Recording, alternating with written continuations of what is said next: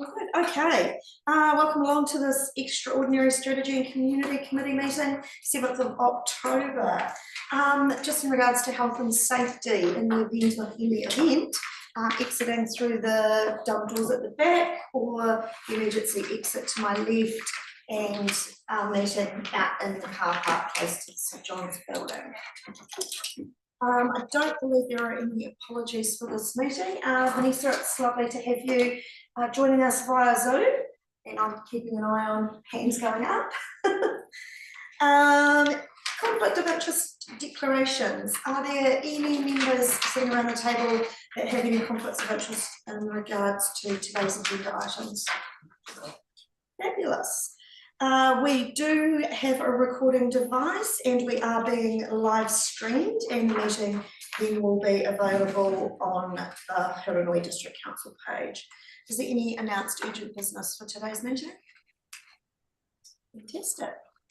Okay, so let's move then please to page 5, confirmation of the minutes from the 15th of July 2025. Seems like a long time ago. Right, I'll just do a quick page turn if anyone has any corrections or amendments. So page 5, 6, 7, and 8. Okay, is there anyone of mind to move that? Thank you, Karen. And Mara, you're willing to second those minutes as a true and correct record? All those in favour, please say aye. Aye. Against? Abstentions? It's carried. Okay, welcome to the table, Stephanie. Stephanie's here to talk with us about item 2.1, page 9 of your agenda, which is the Public Places Bylaw. And we have in front of us the revised bylaw and a request for approval for public consultation, noting that after that consultation, the final bylaw would come to full council for adoption. So, in your hands, Stephanie. Thank you. Okay, so Public Places Bylaw. So as Pauline said, I'm presenting this for approval for consultation within a couple of months, approving the final bylaw. I have a very colourful version up here that I'll run through, but I'll just run through some things in my report first. So the Public Places Bylaw, it's an omnibus bylaw. It has a few different things in there. Some activities on the road reserve, signage, and also commercial activities. So it's a few things in there that we manage. The general objectives are to protect the public from nuisance, maintain public health and safety, and minimise the potential for offensive behaviour. Most councils do have a Public Places Bylaw or something similar. In terms of background, previous versions date from the late 90s to the early 2000s. The first version under Local Government Act 2002 was from 2008. That then got reviewed in 2014, and now it's due for its 10-year review. So that's what we're doing at the moment. You recall long ago, November last year, I ran a workshop on various issues to do with this. So since then, the bylaw's been drafted and has undergone legal reviews and many questions back and forth to the lawyers. Page 10 of this report sets out kind of the detailed steps in a bylaw review that we have done so far and what we're hoping to do in the next few months. In terms of the legal implications, bylaws are under Local Government Act 2002, and that gives us the power to review it. One of the things we have to consider as part of review, we need to revisit the question, is a bylaw still the most appropriate way of addressing the perceived problem? So in terms of the review, we consider that that is still the appropriate way to deal with these issues as per the objectives of the bylaw. And the bylaw gives authorised officers appropriate enforcement powers to deal with relevant issues. And as I said, public places bylaws are quite common with other councils as well. Another legal implication is the bylaw most appropriate form of bylaw. So it's generally fit for purpose. I'm recommending some changes. The bylaw is similar and comparable to other councils' public places bylaw content. Does the bylaw give rise to implications under the Bill of Rights Act? So that assessment, I know it would have been done under the previous versions, the 2008, 2014, so we're just revisiting that. I don't think that any of the changes bring up issues under the Bill of Rights Act. They're not significant changes. You'll see later I assess it to be of low significance overall, and the general objectives and intent are in line with other similar bylaws. And I'll just note, as it manages activities on road reserve, there is roading legislation that is relevant, and that's as our power as a road authority. So that's a particular section of the bylaw. So in terms of the proposed changes, so there's a few typos, grammar corrections. Legislation references have been updated where relevant. All administrative sections I've moved up front. So that basically included moving the service of documents section to the front section. We've removed some duplicated clauses that were picked up by me and myself and the lawyer. Some sections I've moved and reordered things so they're more logical, and that's why it gets quite colourful up here. So the red and crossed out is to be deleted, red and underlined is to be added, blue and crossed out it's moved from that location, and then blue and underlined it's the new location. And the last thing is green and crossed out are things that we're going to pull out of the bylaw and put in accompanying operational policy and guidance. And also where definitions have been updated or added or amended, I obviously changed that throughout those references. So as I run through, I won't go through every single point, just the key points. I'll just draw your attention to first, just here it has obviously definition of public place. I'll just bring that up so we're clear what that is. So public place means it includes every road and thoroughfare of a public nature, open to or used by the public as of right, and every place of public resort or place to which the public have access, whether on payment or a fee or otherwise, and which is under the control of the council but excludes reserves held by the council under Reserves Act 1977. So that does not apply to this. You'll see there are a few changes to definitions. I'll run through most of them when I come to the relevant section, so signs, roading, and commercial activities. Just a couple I'll point out at the start is that definition of premises, we have amended that up here just to be kind of simpler, less wordier.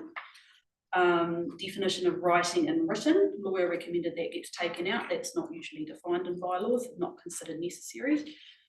And just the other general one is manager environmental services, which formerly was Judith. That's not actually mentioned anywhere in the bylaws. It's not actually been needed anymore. That part there. So I'll run through the other definitions as I get to those sections. So section 1, after the definitions, we then have the administrative things, so fees and service of documents, which I mentioned earlier. There is a fee clause there that the lawyer said that does not need to be in there, that can sit in the operational guidance. That's for a particular type of fee payment. Next, we are adding in a general section, and this is where the first clause under that is to do with the operational policies, guidance and code of conduct that we're adding in. So it gives us the power by council resolution to adopt operational policies and guidance. Yep. Sorry, can I just ask a quick Yeah, question? sure. Sorry, Mark. Sorry, I've left my agenda at home, so all my scribblings that I've done is. So, but you've just talked about then about some of the clauses have been shifted and will be under an operational guidance. Yes. Is that an internal document for staff to use as a guiding document? So it's a little bit like the reserve management flat, you know, so just having some operational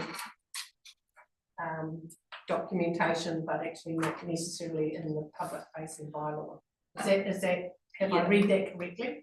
Through the chair, we had envisioned it being both, so available internally and externally, because it would provide some guidance to applicants as well. Right. So for one of the things we put in there is things you have to provide for an application form, for example, that doesn't necessarily need to sit in here. So they'll some of it is side by approved. side. Yeah, and I mean- on the website once it's adopted. Yes, Okay. and we did a similar thing. If you call back 3 Waters bylaw, we had a 3 Waters policy that's alongside it, so it wasn't stuff that had to be in the bylaw. Yeah. But it was a separate document. Thank you. Yeah. Great. Thank you. If I can just delve into that a little bit more, because I'd actually written that down. So if we approve this to go out for consultation, will the operational information sit alongside it for constituents when they're considering feeding back on that consultation? We can have that ready. It's not developed as part of this, because the content of that's not really changing. That's more kind of an administrative thing to pull it out. There were a couple of things in there which we'll discuss a little bit later. We had proposed to change to give officers maybe some more discretion. I've just noted it down here at the moment, but we haven't actually developed them up. I'm not sure what it quite look like in terms of formatting and stuff like that. They wouldn't necessarily be quite long documents, probably be relatively short. But whether we want to also just consider any information that is not necessarily new, but would be helpful to add in there at a later date. But just to note, they do need to be approved by council resolution. Yeah. I guess council could always seek to consult on those as part of that they wanted to, but it still needs council consideration. Yeah, sure. Thanks for that. That's helpful. And just in the clause there, it says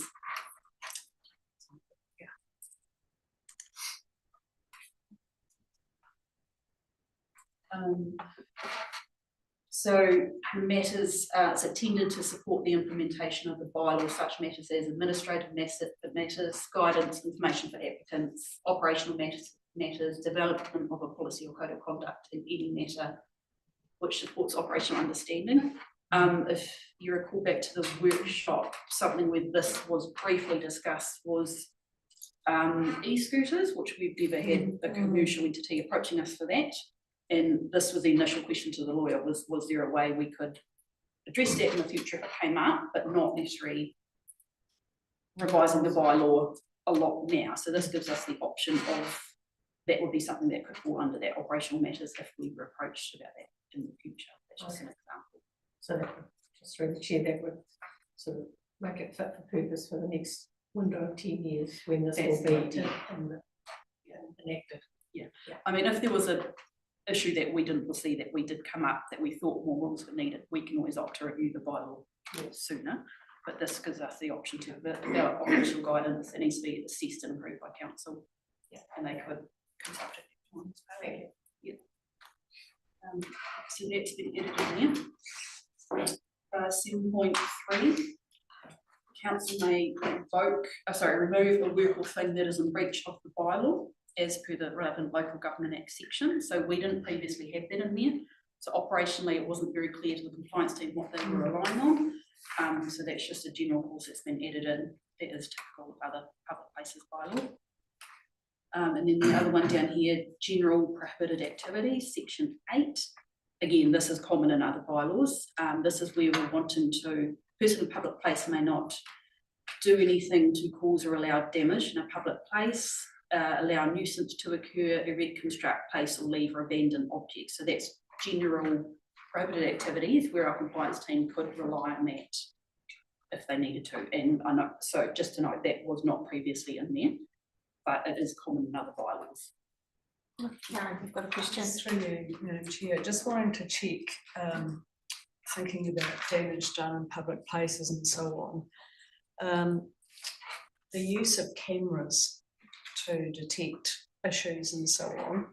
I imagine it doesn't come under here, but do we need to sort of signal that that might be used in some reserves where there is a trend toward potential damage or something like that? So, so when you say reserve, do you mean under the Reserves Act or just public place in general? That's a good point. I probably meant in a reserve actually. I was thinking about the damage, is it Chamberlain, you know, at the back there and so on. I'm also aware though that we have cameras around the villages that are filming, I guess, pavements and roads, which would be public places, wouldn't they? I might be inventing a problem that doesn't exist, but I just wondered if we had to signal that might be a possibility. Judith may speak more to this. I think we have a CCTV policy, don't we?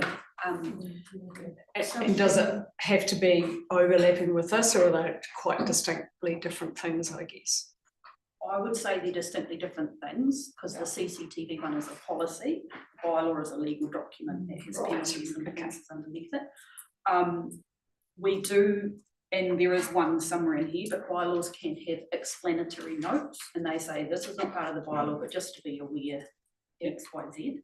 So I guess if we did want to draw people's attention to I that. just thought that section we were on, that might warrant a cross-reference to something. Or possibly it might sit better in operation policy guidance. That's publicly available. Yeah, that would make sense. The information is here, and then we have that policy. It's an interesting question. Have you got anything to add to that, Judith, or? Only in terms of the CCTV policy only applies to cameras owned and operated by the council. Not all of the CCTV cameras are owned and operated. We quite with them or not, actually. Yeah, so the policy only applies to those. Okay, thanks for that. That's a point well raised. Thank you, Karen. Next is the road reserve section. So under this section, there are a few definitions that we have updated. I'll just switch back to definitions. We've basically updated definitions of motor vehicle, motorcycle, and prescribed marking signs, notices or devices, and road. And what we've done is just referred it back to the relevant Land Transport Act section. So we're not basically copying that definition, and then if that legislation updated, ours would actually be out of date. So we'll just refer back to that.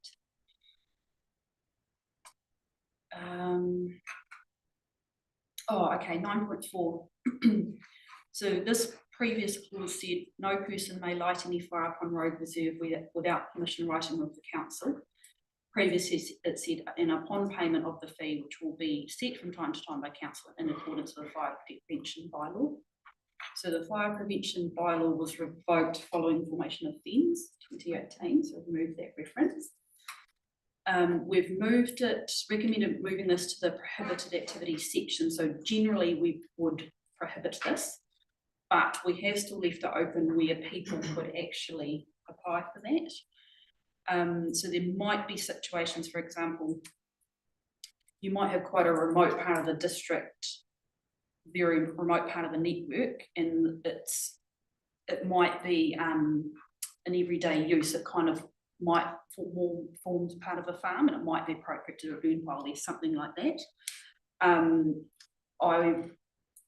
I wasn't confident enough to remove it because there could potentially be unintended consequences of removing it. It's been there previously and we felt it was appropriate. But to my knowledge, that hasn't actually been used, that clause, and the roading team weren't aware of it actually being used. Stephanie, in that circumstance, would a licence to occupy overrule the public places bylaw in that sort of instance? Through the chair, I think this will be the relevant one who's got the relevant clause about managing fires. Licence to operate road reserve, that's usually for a structure, I believe. Sometimes it can just be, a licence to occupy a road reserve for grazing or hunting or those sorts of things. So the grazing falls under this one, where you can put your temporary fence up, that's down a bit further. I think this one has the relevant information. Okay, no, I just wondered when talking about. And I just note there, because I asked the lawyers about this, so FENS does not have the power or responsibility to regulate fires on the road reserve, apart from setting the requirement for a fire season, so prohibited, open, restricted. As the road controlling authority, the regulatory power still sits with HTC. Operationally, if we did receive a request, we would consult with FENS anyway about whether we think it's appropriate, and we can advise them that they may also need a fire permit from So that might be another thing, if we wanted to, we could always put an explanatory note in, or that could sit in the operation guidance about that. Like I said, I'm not aware of any that we've had, that the teams could remember we've had Just probably in through, the last 10 years. yeah, sorry, through the chairs, keeping on, just kind of thinking about any road reserve that the adjoining landowner may have shelter belt, and they've had them trimmed and they've cleaned up all the trimmings and they've just had a wee bin pile and, you know, I mean, it probably Could happen. could happen, but risk, you know. So yeah, so it allows that possibility, Yeah. but obviously physical factors would be the major determination, presumably what time of year it is. Of course, yeah, that's right, I mean, but that would be covered Yes, in this anyway, I mean, if that was the practice of the Joseph Farmer, and he rang up and said, I've got a burn pile, and I want to get rid of it for, you know, whatever.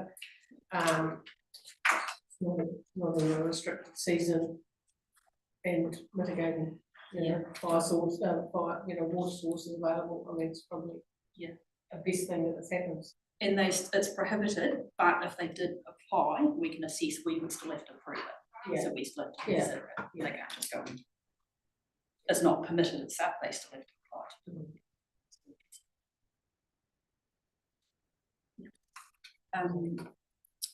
Sorry, just going back to 9.1, just above that. So this clause had an appendix in it, which was basically only there for information. It copied a whole section out of Local Government Act 1974 related to roads. So we recommended removing that because that legislation is still in place and we can still rely on that. But if it had been updated, our one would be out of date. So we did not to copy information like that in the clause. 10.2, so this was requested by the roading team, clause saying temporary fencing must be constructed with flexible plastic or a frangible material. This is what they've operationally done for quite a while anyway, so this is making it consistent with that, so we have the rules behind it to do it. One of the definitions that also got changed was stock is being replaced with livestock. That's to be consistent with our livestock movement bylaw that was recently reviewed by Aidan. We've added a definition of hours of darkness because there are two clauses here that relate to temporary fencing must be disconnected. Sorry, this is under 10.5, must be disconnected during the hours of darkness. And then 10.8, no person may graze livestock and road reserve during the hours of darkness. So we had that in there, but it wasn't defined. So it's actually a definition from the Land Transport Act. So we have got that in there and back to that legislation.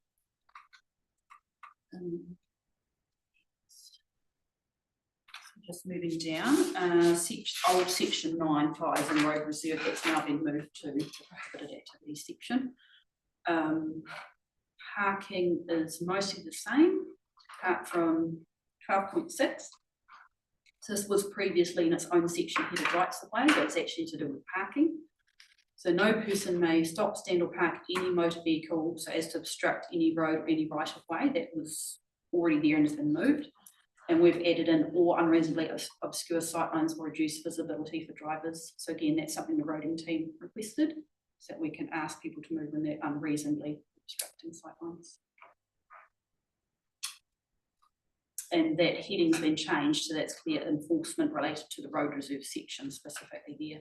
Previously, compliance team found it a bit confusing. We didn't have enough in the general enforcement section, but there was some enforcement throughout the other sections. So we just made it consistent with them. Signs. So this is to do with signs. It would generally be a retail business signage. Sandwich board signs. So page 25, councillor. Page 25, sorry, yeah.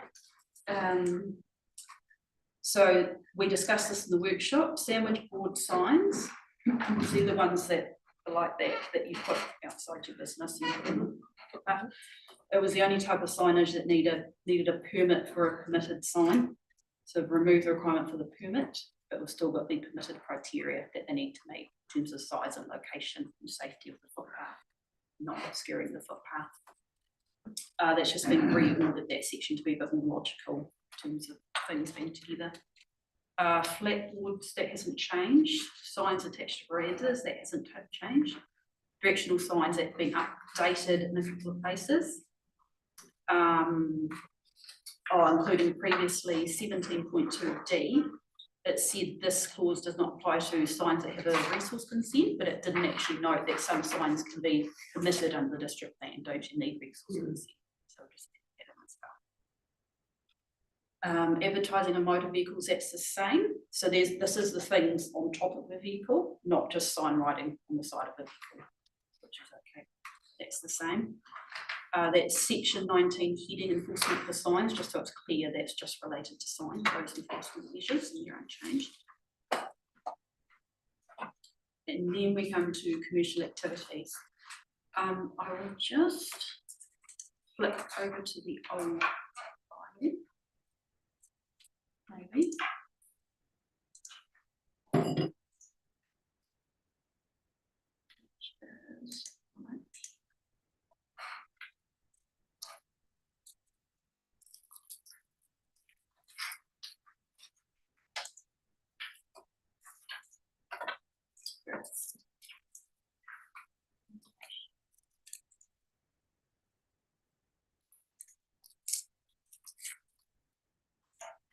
I'll be there. Okay, plenty of time, Stephanie, plenty of time.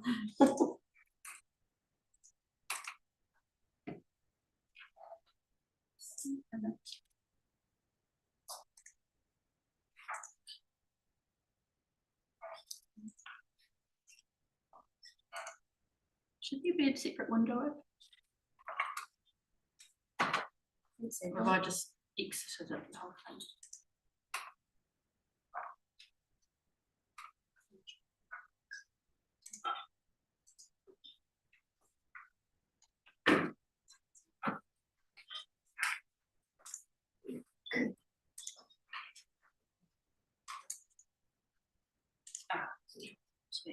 Sorry.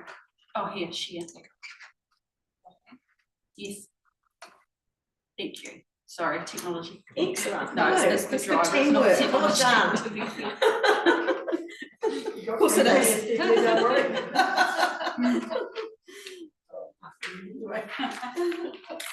Okay, so I'll just, it's kind of easiest to just show you the old sections related to this. Sure. So previously, I'm just skipping through signs and road reserve that we've already talked about. Then we get to here. So after the sign section, we had street trading in general. And then further down, we had the title hawkers, mobile travelling shops, itinerant traders, stands and stalls. This is a bit confusing because it wasn't clear whether street trading applied and then the other section was under that, or they were separate. I found it confusing. What we've opted to do is basically combine these sections and just deal with a new definition of commercial activities, because that's basically what it is. It's people wanting to sell stuff in a public place.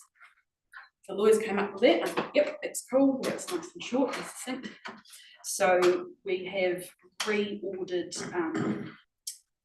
it just to be commercial activities. I'll just stay on this as well because some of this, a lot of it is crossed out, so it's probably easiest to see it on the old. Dave and Tom, are you okay to see from there, or did you want to move I'm good up closer? here on my. Yep, okay, that's great. So for the street trading in general, which is 20.1, it's 20.1 in the new one. So what we've changed it to is no person may undertake a commercial activity in a public place unless they hold a licence for that purpose issued by the council or otherwise permitted. And we have a permitted section that I'll talk about in a minute. So all of this is stuff that can now go into the operational guidance. This was quite extensive information that we had in there. So it was quite specific. So this includes things like if you have a cafe and there's road reserve outside, footpath outside, and you want to put tables and chairs there, that kind of thing. That's more operational things that we can have separate, and that we can, as we need to, we can update that. So all of this information will now sit in that operational guidance. Can I just ask a question? So for that operational guidance, say the cafe's got 4 chairs there on the table or whatever outside on the footpath, and that's seen as okay, but then some issues arise and that the officers consider that from an operational perspective, we need to remove those. That can just be done without consultation. That makes sense?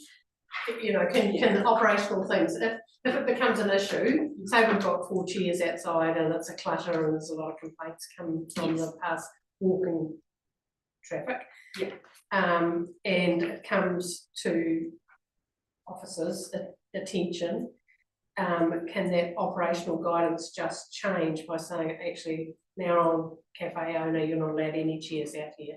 Or does it have to go to consultation? Like, how does that operational thing get changed as we become, you know, more aware of situations that arise, or they put 10 chairs and tables out there instead of 4 initially, and Yeah. you know, how do we change that if it's an operational Okay. guidance document? Yes, so through the chair, that would fall under the clause we've now put in about operational policy and guidance, still has to come to council for consideration. Okay, so that, but it could be altered without consulting with the general public. It will be up to the council whether you want to consult or not on that matter. It probably depends on the situation. We don't specifically have guidance already about outdoor dining, and it was something that we had discussed in the workshop. We don't have a huge amount of those situations across the district, which I think is why we haven't had guidance about it before. And I checked with the property team, they generally go and look at the food control plan information that the compliance team holds to kind of just figure out what they have. So it's kind of, it's not actually a huge issue for us, like I said, which I think is why we don't have guidance. But we do think it would be helpful to have that guidance. So your situation of if someone had, maybe they'd still need a permit for a commercial activity, have the table and chairs there, and we would approve a certain amount that's appropriate for that, Right, based so on they've things reached like that, okay, yeah. So in that particular situation, we can, you know, do So things go in back to terms what of you compliance. Yeah. The key things I think will be, obviously you still have to have footpath access, things not going out, you don't want plant boxes, you know, that kind of information. I haven't looked at this in detail yet, but there are other councils that have, some have simple guidance, some have extensive guidance about kind of what they do. But each permit would specify what they can. Okay, and that would be directed to that particular cafe owner? Yes, yeah.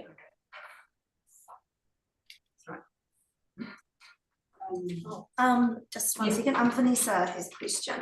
Oh, thank you. Through the chair, you can hear me. Stephanie, just to sort of elaborate a little bit further on the scenario that the Mayor has just put out. So if I've got a cafe, I get a permit for 12 chairs outside, someone comes along and finds that I've got 16, that is a breach of that permit, or would it be that cut and dry, or would it, when you say it comes back to council for consideration, would that be governors, or are there any exceptions to the rule, or what happens there? So through the chair, so if we're talking about a specific situation where they have a permit for a certain number of tables and chairs, so our compliance team would deal with that issue, and they have powers under this bylaw to deal with that. I mean, generally our approach is to do education, explain it to them first and work with them on that. I guess one of the questions would be, do they actually want to apply to increase the number of table chairs under their permit, and we could consider that in a new application. So case specific things would be dealt with by compliance. I guess if there was a case where a lot of issues were coming up, that might be an indication we need to go and possibly relook at our operational policy and guidance. I think tables and chairs, that's an example where it's probably quite site specific though. Not all cafes are going to have to do that outside, some will have more than others. And that's where we'd have some guidance, but the officers would still be considering application for that permit to see what is appropriate. And that would go back to the objectives of the policy, so maintaining public health and safety, not causing nuisance, those kinds of objectives we'd be looking at upholding through any permit that we issue. Makes perfect sense. Thank you. Right, thanks for that, Stephanie. I'll just note, so on the old bylaw here, 20.1 subclause B. So no person may, without a licence, expose for sale any articles outside of the shop. So this is where you've got like probably a closed shop and they have things outside. So we basically allowed an exception for this. The subclause does not apply with a council or a community board has a policy as to the use of a particular width of footpath. I don't think we actually had an actual policy in this, but I've suggested that that subclause comes out and sits in the operational policy guidance. But I've also, would also come under the permitted section, which I'll discuss next. So that was in there, we're not losing that ability for a shop to be able to do that. Yeah.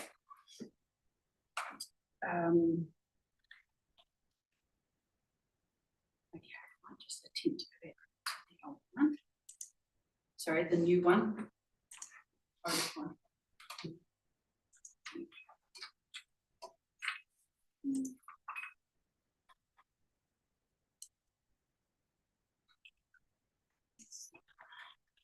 Up to page 27-ish.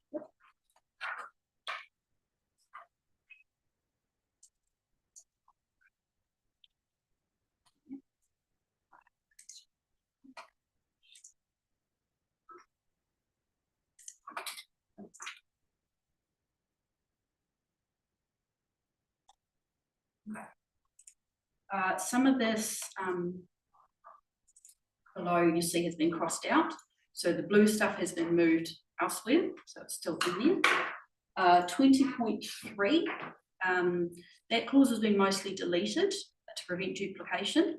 The application information is now contained in the application for license section, which is actually section 22, that's a typo.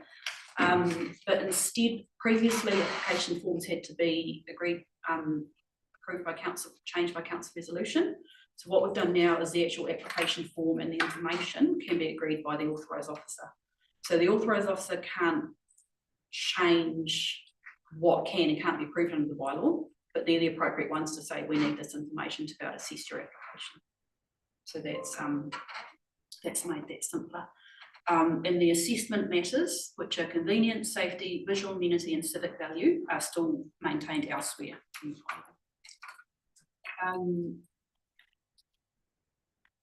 20.4, sorry, the green crossed out one, council may determine what portions of any road or public place to be used for street stalls and newspaper stands and impose conditions for the use of a public place. That's going to be moved to operational policy and guidance. There's a couple of places that refer to newspaper stands, which aren't really a thing anymore. But we thought we'd leave it in because there are still newspapers, it's just you don't really see newspaper stands anymore as much. And then moving down, so we've crossed out the hawkers, mobile travelling shops, itinerant traders, stands and stalls wording. As part of the commercial activity definition, we've removed separate definitions of hawker, itinerant trader and keeper, which are all relatively similar things, but they'd all now fall under commercial activity. Mobile or travelling shop is still in there.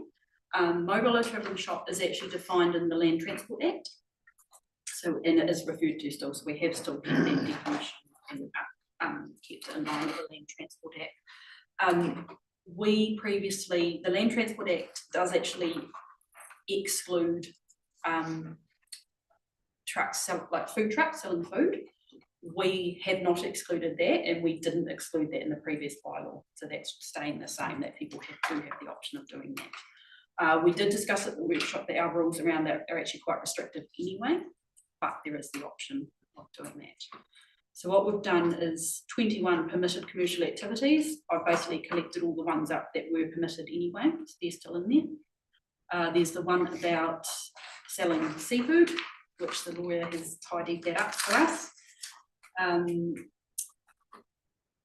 Subclause C, that is the use of stands and stalls for school and charitable organisations. So this was there previously. We've added in a few things which basically formalises the operational approach. So cleaning up rubbish, no amplified speakers, not impeding access, not creating a nuisance, that kind of thing. At the workshop, you may recall we discussed, at the moment schools can only do it for 3 days a year, but we discussed the option of officer discretion to consider longer than 3 days a year, so that's been added in there to allow for that. Subclause D is busking. Again, this formalises an operational approach, has similar rules to the ones I've just talked about, no nuisance, take your litter, no amplified speakers. Along with that, we've added a definition of busking street performing, so we know what that is, and other bylaws do tend to have a similar definition to what we have. But that formalises the approach that we have at the moment with the compliance team, just so that it's clear what the expectations are there. Both the school one and the busking one, you'll note it says the authorised, any other instructions an authorised officer considers appropriate for the maintenance of safety and amenity in the public place. So again, that ties back to the objectives. So anything the authorised officer considers appropriate in that context. And throughout the legal review, the lawyer reiterated that any authorised officer discretion has to be appropriate to the bylaw and the type of work that we are doing and the type of power that comes along with that, as with any council authorised officer power. Moving further down, the old section 22, some of that 22.1, 2 and 3, it was basically 3 different clauses saying you need a licence, which is now said elsewhere, so we don't need that. 22.4 has been moved, that was the school one, so that whole section has actually been removed, tidied up. Application for a licence, as I said before, that now sits with the authorised officer having that information. So I would see that as either being, well, probably being on our website, but we could regularly update it to what we need. 22.2, so that was information that was quite extensive that people needed to provide. So most of that would now go in the supporting information, and also by putting in the supporting information, it gives us, the authorised officer, the power to change that as appropriate. Something that is being removed, subclause C, for a hawker's or keeper's licence, it must be accompanied by 2 good character references from 2 persons of standing in the community. So we don't require that for similar applications that we get, like food licence and things like that. So that was actually considered quite onerous now, and I imagine that's probably been in there since the late 90s versions of this bylaw. So that's proposed to be removed. Moving to the conditions of licence section. The stuff that's in green, I'll talk about that in a minute. So 23.1, the council may impose such conditions on a licence as it reasonably sees fit. So that was elsewhere in the bylaw, and we'll put that here. We have added in for the maintenance of public safety and amenity. So that ties it back to the objectives of the bylaw as to what's appropriate. I'll just skim down to 23.3 to 23.6. So that is to do with standard conditions we would apply. So not causing nuisance, vehicles not be within 50 metres of a corner, remove all litter, and have your licence on you when you're undertaking the activity. So the standard ones we'd apply. And then 23.1 allows us to add anything else that we see appropriate. 23.2, I'll go back to the document. Shouldn't have done that.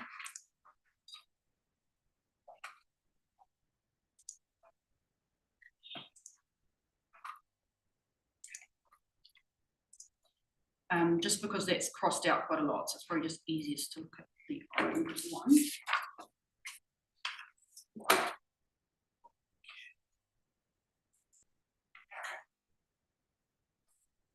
Okay, so under the old one, application for licence, every application, oh sorry, I just talked about that. Sorry, I'm talking about this, this one, 24, conditions of a licence. So this here under 24.2, every licence keeper of a mobile travelling shop must comply with the following conditions. So add no mobile travelling shop within the areas specified in Appendix B. And we did talk a little bit about this in our workshop. Might recall Andrew brought up the map. We had a look. So Appendix B, it specifies down here. So these are places where you cannot have those commercial activities. The only one that has an exception is Cheviot, but it's kind of buried in there, you can't really see it. But that has been a bit complicated operationally because there's an exception for Cheviot where you can go between the school dates and swimming pool, which we understand was for where the Cheviot market used to be. Yeah. But having said that, you would trip up with the one below it where you can't be within 400 metres of a shop. So it kind of becomes operationally redundant. Subclause B though, the 400 metres, you can apply to the authorised officer for an exception, and it needs to go to the relevant community board to be considered. I checked with Andrew Brown, he could only think of 2 cases in the last few years where that had been applied for. So what I'm proposing is that that detail doesn't need to be in there, it would be moved to operational guidance. But before I knew that we're allowed to do that, but the lawyer said that, I was suggesting we actually have an exception for subclause A. So where you've got the Appendix B limits, it gives us some flexibility to be able to allow things outside that. And I would see that being similar to the officer discretion in B. But we just had a few situations where you'd meet one, but then the other would trick you out and it kind of becomes a bit complicated. It would still be quite restrictive, which is what we had discussed in the workshop, that we basically wanted to keep it that way. The other thing was that we did discuss adding in provision for events. So that could actually be applied for as is, with the exception. But then you might trip up with the Appendix B locations anyway. So whether we want to, yeah, so it kind of goes around and circles the argument a bit. With those sites being on, sorry, I can't remember the 4 sites, the Amberley, Carter's Road, Cheviot, by the school, and Culverden. Yes. With them being on state highways, does NZTA have a way in or input there, or are there overarching legal implications? My understanding is Hanna wouldn't be, but yes, the others would. Yeah. But I think because it's in the 50k zone, not the 80 or 100. I'm not sure. Maybe I think there's probably agreements between us and NZTA. And so, and then there's agreement that we need to sign that the NZTA look after the highway, after the Pedestrian yeah, curb. yeah, so, yeah. Okay, yeah, and I just wondered if that might be another potential fish hook. If we did have a permit we were considering anyway, we would consult the compliance team, would consult the team. Sure. Things like that as well. Yeah, I know that's great, that's fine.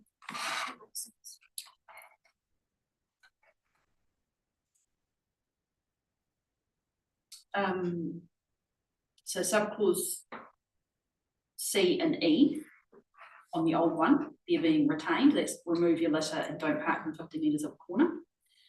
D, the mobile travelling shop is valid during daylight hours only unless participating in a community event and subject to permission of the event organisers.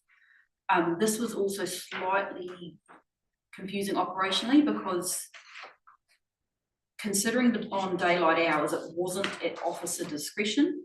You had to be a community event, but it wasn't clear what a community event is and who defines that, and subject to the permission of the event organisers, but the event organisers are the applicant. So it all kind of got a bit redundant and complicated, and no one ever used it basically.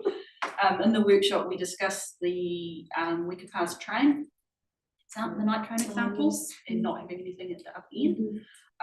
So again, before I knew that we could pull this out separately, I was proposing to have officer discretion there to consider things beyond daylight hours, because it might be on one-on-one cases, one-off cases that could be appropriate. And we put conditions that we see fit to protect the public safety and unity. Yeah, so with that, there was a definition of daylight hours that's now coming out because it's going to operational guidance. But I think we would expand that guidance to give that officer discretion. Would be my position. So we have that situations where people want to do it, but the officer does not have the power to do it basically. It's too restrictive. But again, that would come back to council and get discussed and need to be approved. Sorry, I'm a little bit confused now, so that if someone wanted to have a night event outside daylight hours or whatever, and they came to the officer under the new bylaw, they will have officer discretion because policy direction would provide that. Yeah. But if it was anything outside of that, that single application would come to council? Or the change to the operational guidance, because that's what we were talking about previously. Yeah, the second one. So Yeah. council itself wouldn't be considering the full application. Individual. Yeah, that would still sit with the compliance team. Yeah. Yeah, so if it felt there was a need to be a change to the operational guidance, that would come back to Yeah, okay. council. Yeah. And with what I was talking about before, we might get a few cases and we're thinking, oh, it's not quite right Yeah, here, I think we need to adjust Yeah. the policy or Yeah. guidance. So that Around there. seems quite fair and reasonable to me, doesn't it? You know, like let's test it in from an operational context, and if there's a few unintended consequences come up, over a 6-month period or whatever, it would come back to council to review that. Yes, That that's seems, right. yeah, that seems, And that would probably, I just wanted sorry, the compliance team would to keep an eye on that and know when it's appropriate. I mean, you might get something like in winter, you want to have a light festival or something during school holidays in winter, you know, but at the moment, it's actually very difficult to do that. yeah, So it might be that to go till, I don't know, 8 o'clock at night is appropriate. But if someone applied for an all-night rave in Chavering Park, then that's not what we want to encourage, but yeah, so the officer discretion is quite important. Yeah, but it will So give us- just kind of thinking, just through the chair, Tom, like the light festival in the Murray Ave, does this fall under this as a activity? Because it would be like, does this fall under this as a public use? Technically that would, So, but I imagine it's within the excluded area, yeah, technically. yeah, but if we look at the officer guidance policy direction, it would be under the delegation, I guess, of one officer to be considerate to the community sentiment of wanting that activity in the Murray, you know, like, is that, are we comfortable with that? Feels okay to me, but. It does feel okay, but the Murray Ave Reserve and, because of course the Light Festival is on the Murray Ave and at the Lodge Reserve. Yeah. They are both controlled by the council or by the community board, who give them permission to occupy those sites for those specific activities, so I presume it falls outside of this. Because they are specific activities on those reserves for specific periods of time. Through the chair, I think there are situations where we probably should have been issuing permits under this, but we haven't. It's been just more of an agreement, I imagine. Oh, through you, Madam Chair, I think what the point what Tom is making is that for the Light Festival, that activity was on reserves, Yes. and this bylaw doesn't cover doesn't cover. reserves. Yeah. So if they were on, Yeah. I think that's the point you're making. Yeah. Yes, not on yes, yeah. footpaths or- so it's a different type of, so it's outside of this. Yeah. That's good clarity. That's good. Yeah. But I suppose in the unlikely event that they wanted to expand it slightly, but I don't know, I don't think it, no, ignore that. I guess that if it was expanded to outside of the reserve, there'd be enough policy direction for officers to be enabling rather than disabling. Yes. And I guess that's the question I'm trying to get to, you know. Yeah. And it would be at the There's policy enough. rather than in the Correct. bylaw, Correct. which is slightly easier for us to amend and adjust Yeah. if there are unintended consequences that we discover later. Yeah, and I think that there's a difference between a permissible act and an impermissible act, isn't it? You know, that's something that we want it to happen and we're encouraging it to happen. We will allow officer discretion and flexibility in there, but if it's something we don't want to happen, like you mentioned a rave before, then we can use the full force. But when it's the other way around, when we want it to happen, we have the rules and officer discretion. Well balanced.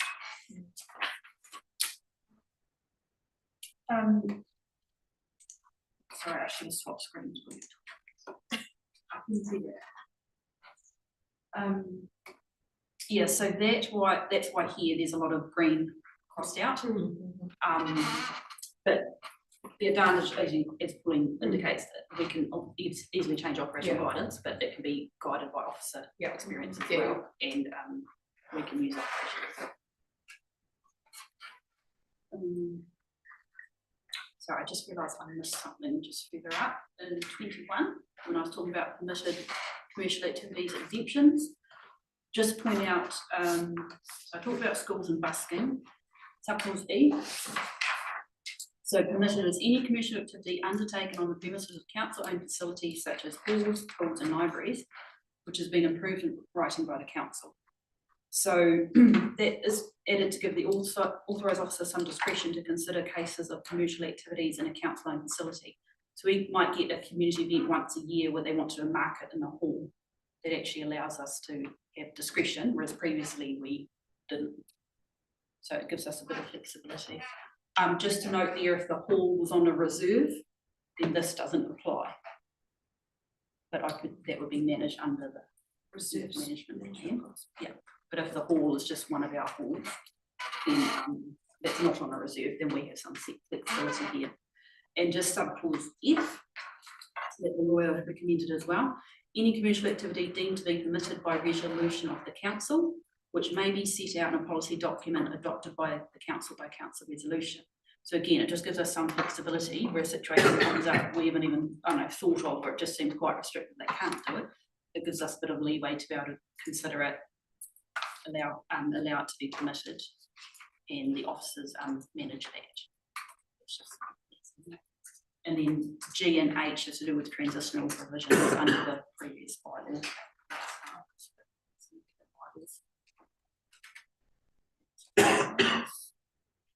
And I think just the last section is going to run through the section 4, grounds for refusal of a licence.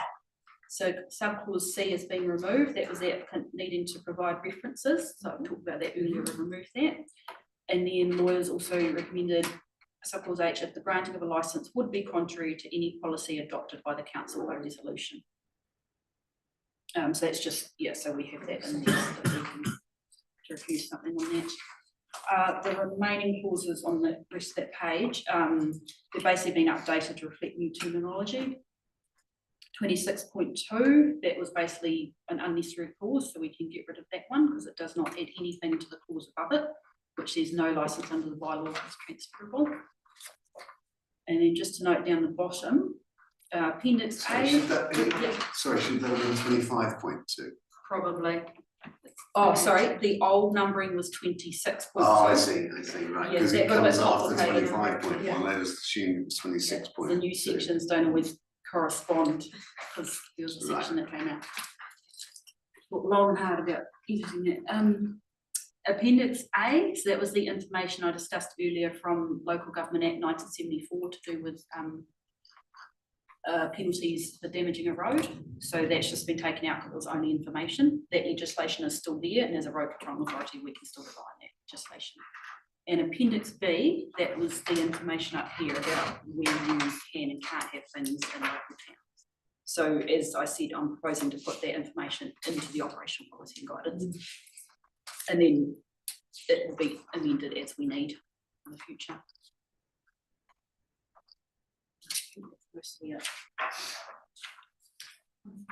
Questions? Okay.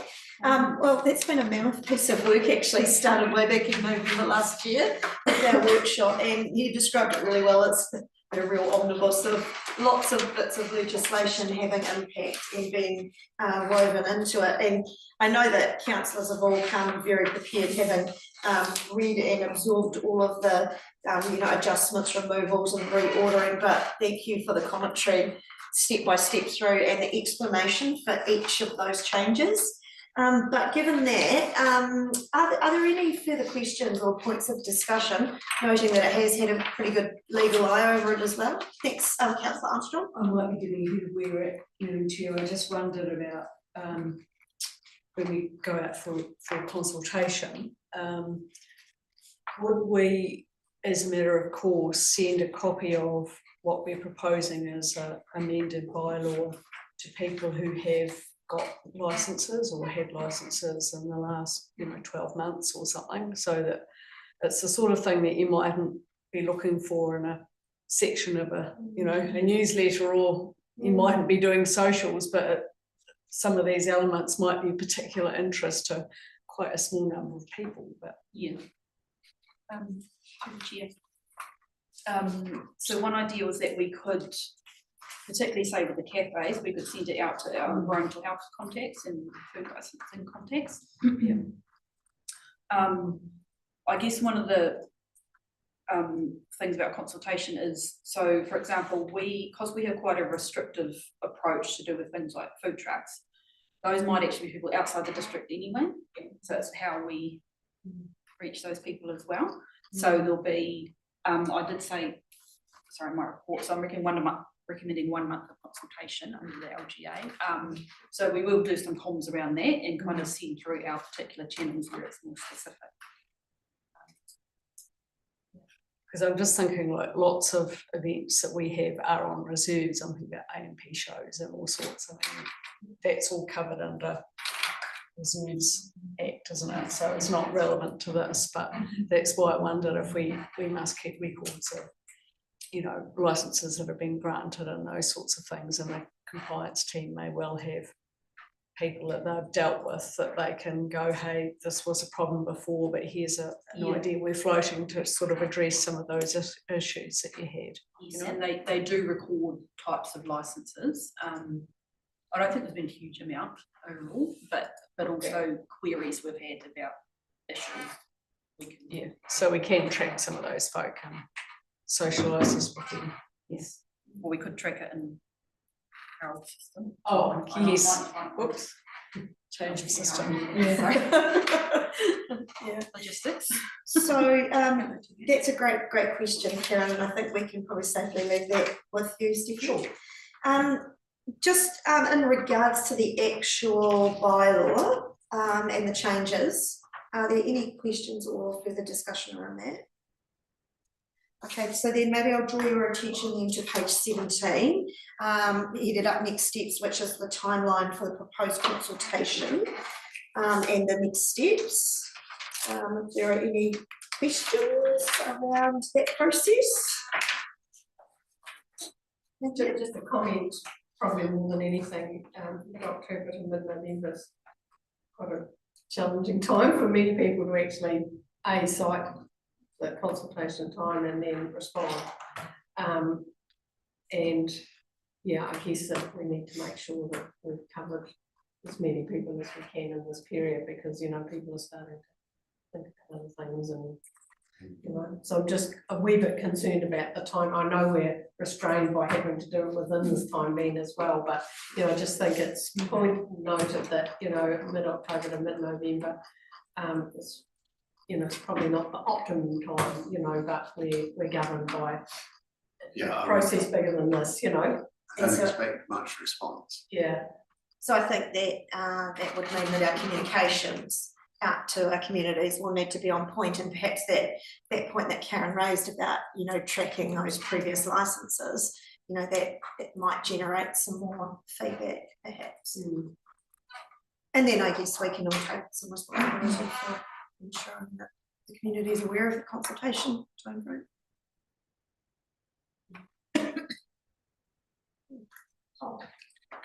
Could I be really rude and share some really important news to this meeting? Would that be awful? Is it relevant to the meeting? I think it's relevant to everybody here. Okay, cool. The police have just announced that they are not going to make any changes to our policing in Birmingham, in North Country. I think that's a wee welcome adjournment to us. However, we'll come back to the paper at hand. Okay, so is there, if there's no further discussion or questioning, is there anyone of a mind to look at the resolution on page 9 of your agenda, which is asking us to approve the revised public places bylaw for consultation? Happy to move that, Madam Chair. Thank you, Councillor Armstrong. Is there someone willing to second it? Thank you, Tom. Or anyone wishing to speak for or against, or any further discussion? Okay, then I'll put that motion. All those in favour, please say aye. Aye. And those against? Abstentions? Carried. Why don't I just let you catch your breath, Stephanie, before we move on to the information paper? I just realised that when I was doing my order of business, I didn't actually ask if there were any matters arising from the previous minutes. So I'm just allowing anybody who had any matters arising. Okay, rightio. So no discussion items, and we had only the one decision item. So information items, we have two. So page 31 in your agenda, which is in regards to the Northern Pegasus Bay bylaw, and Stephanie again will take us through where we are at, what we have done and what our next steps are. So just noting that this is an information paper to ensure that we're all up to date with the process. Okay, so yeah, Northern Pegasus Bay bylaw. It's currently under review and initial work has been undertaken by officers. So the Northern Pegasus Bay bylaw controls activities on the Northern Pegasus Bay beaches from the southern boundary of Kurunui. Sorry, we'll just wait one moment. Are we good to go?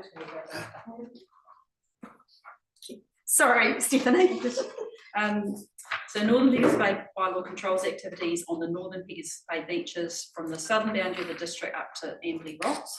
We've had a bylaw in place since 2015 and then it got reviewed in, 2010 and then it got reviewed in 2015.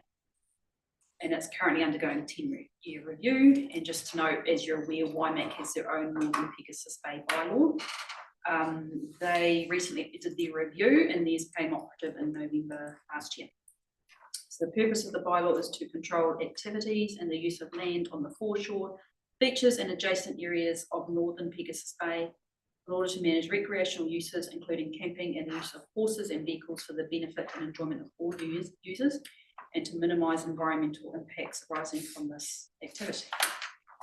So in terms of, I've just got steps undertaken so far. So research and information gathering, discussions with compliance team, analysis of customer feedback we've had, getting an understanding of the depth of the issues and whether these have changed since 2015. Site visits to familiarise officers. So I've been out with Andrew Brown and ECAN officers as well. Site visit with councillors, which I think most of you did, to become familiar with the issues. I've had initial discussions with some interested and affected parties. So that includes Amberley Beach residents and ratepayers community, North Pegasus Bay, Kurunui Coast Care and Ashley Fishermen's Association and a few other parties. That's just kind of very initial discussions and kind of bringing up obviously issues that are of concern for them. And I've also had initial discussions with WIMAC District Council policy team to get an understanding of their review process and how that went and what their issues were. I haven't written it there, but last week I attended a meeting. They have, I think it's 3 a year, an operational kind of an implementation meeting. And they have various parties that come to that and they discuss operational issues on a regular basis. So I just went along to show my face to let people know that we're reviewing it. I had obviously met some of them before. And the chair of that meeting circulated my details in case anyone wants to get in touch with me.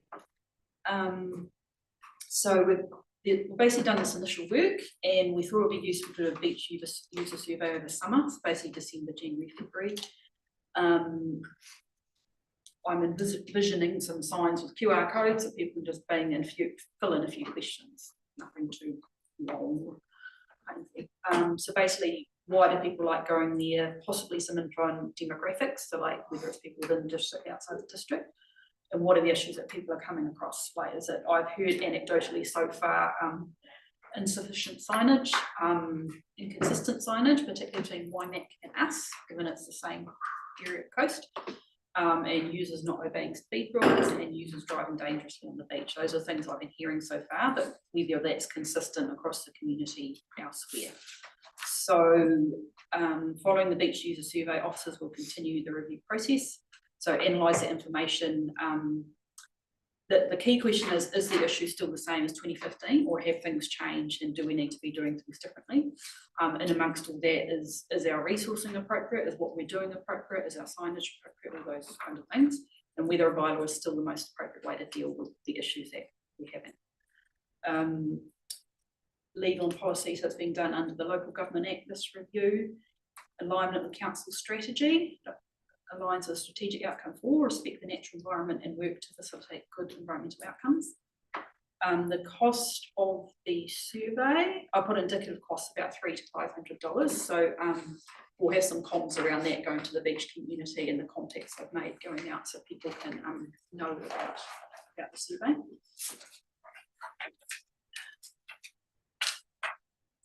On significance and engagement, this step itself is, I consider to be low significance because we're going out to seek information from people.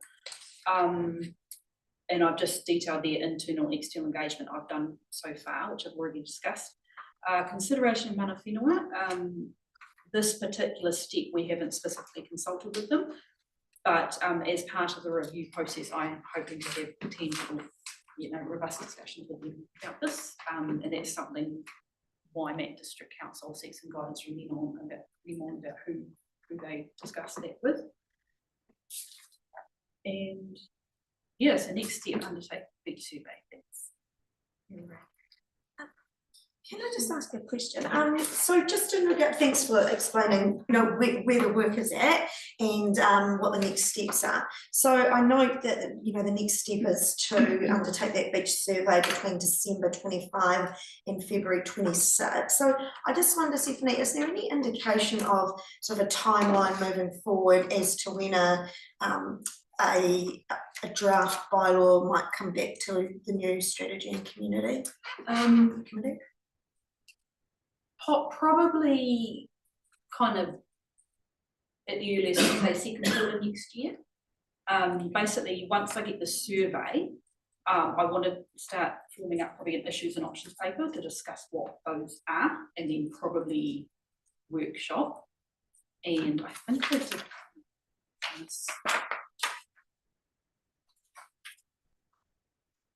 future steps. I did put drafting of issues and options paper, likely workshop with councillors. Probably between like February and June next year, I imagine that happening. It kind of just depends what issues come up and what the questions are around that, and then probably seek some guidance there and then start drafting up the bylaw. It may be that the bylaw itself doesn't change that much, but it's more our approach to it and what we do and the money we put to it. Or whether we step back and go, we don't actually need one, let's do a policy instead. So and that's part of that beach survey process and gathering more information. Like the public places, that was a lot of nitty-gritty changing things and updating. This is more, initially what I've heard is the bylaw's actually fine.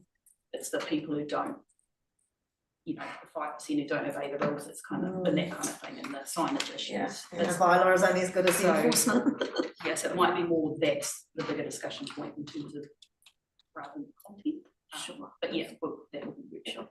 Judith, you look like you wanted to add something there.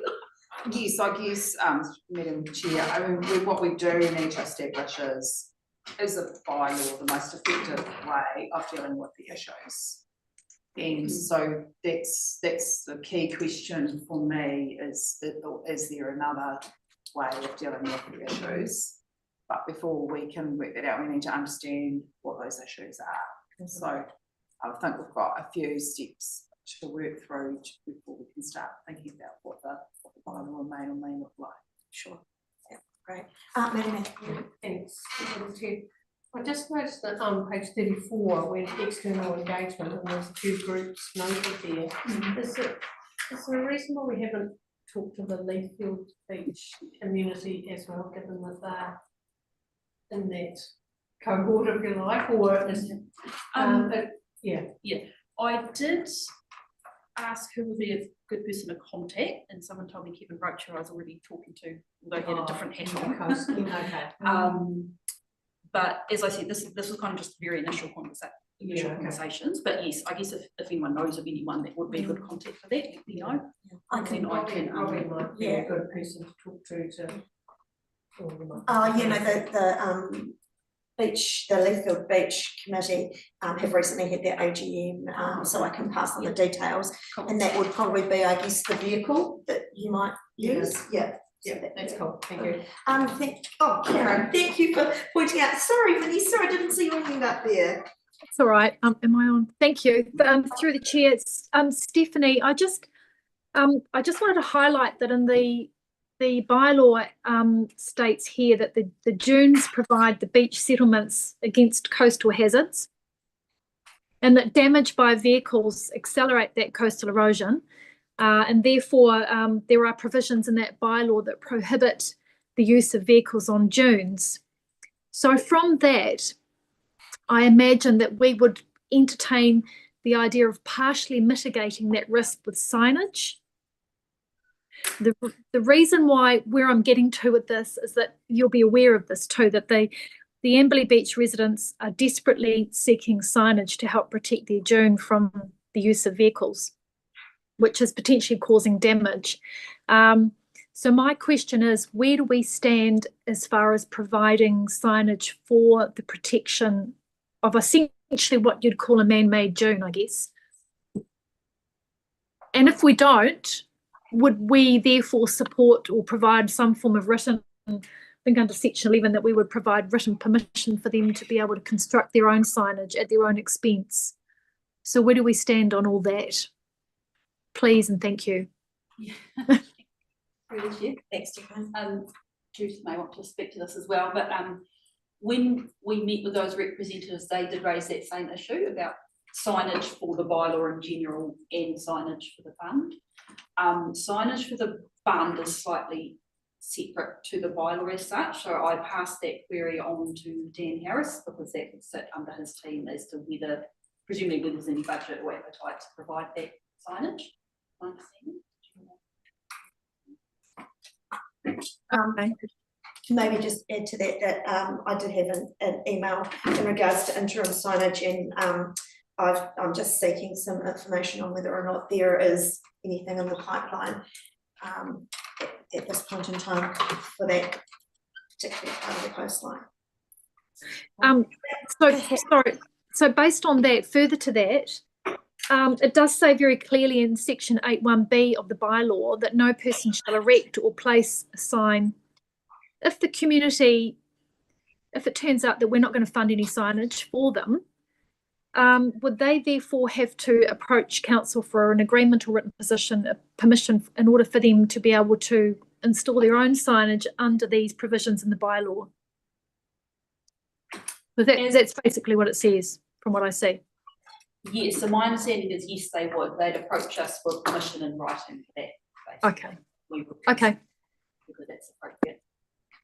Thank you. Any further questions in regards to this information that's in front of us? Okay.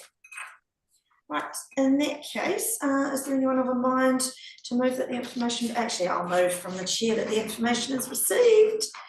Seconder, thank you very much, Dave. All those in favour, please say aye. Against? Abstentions? Carried. Okay, thank you very much, Stephanie. We'll look forward to hearing back from you. Well, the people around the table will look forward to hearing back from you in the future in regards to whether or not this does in fact go down the bylaw track or an alternative pathway that may achieve what we need. So Judith, I'm just going to check in with the committee because I do note that on the agenda we need a 2:30 break for afternoon tea, and if everybody is comfortable with continuing, then we will. If people prefer to take a break, then I'm happy to do so. On your hands. Just wait. Just wait for a second. Just wait for a second. Well, it won't be 10 minutes. There's about 6-7 people lined up. 5 minutes. 5-minute break. Okay, so let's adjourn just until shall we say 3 o'clock? Yep. Okay, fantastic.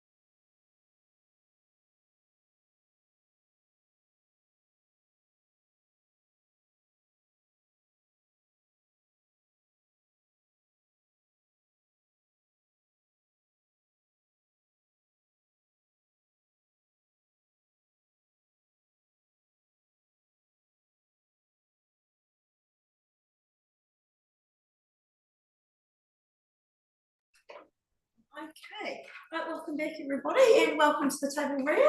I guess you're going to kick us off with what's always good to hear about, what the community partnerships team's been doing in the community. So I'll leave it in your hands. Thank you, Paul. So, for the chair, take it that the report's been read. I just want to thank and acknowledge all of you for your time on this committee and your contributions to the work that we do, and I hope that you carry on doing that and moving forward. It's really important to what we do. So I thought I'd just do a bit of a reminder around our why and what we have to achieve in alignment to the bigger picture of work. So our vision is about connecting thriving Puranui district, enhancing local leadership, and we build our relationships and partnerships to encourage collaboration, community, ownership and development in the outcome of creating and enabling resilient, inclusive and empowered. There's a slight change to our team recently, which is exciting. So here's our team. It's made up of 14 roles, and that's 13 people. And just recently, about 2.5 weeks ago, we had a news and communications advisor join our team. As you can see, this indicates what's externally funded through our partner funders and what's rate funded.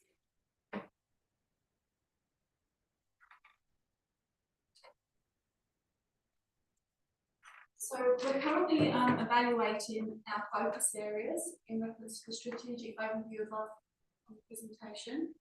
And this is around looking at what's been working well, where some of our gaps are, and moving forward how we can measure the work and the outcomes of this piece. And in particular, you would have heard of me talking about the Stronger Puranui project in the past.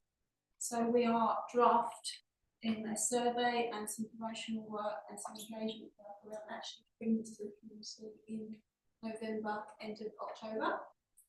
And so this really focuses on that sense of belonging of our people, the places where they live and how they live, and access services for their own, participation in their community, how they engage and how they don't, and centred around some volunteering and preparedness in general pathways for our young people, and especially around our natural hazards to understand how well they feel that they are.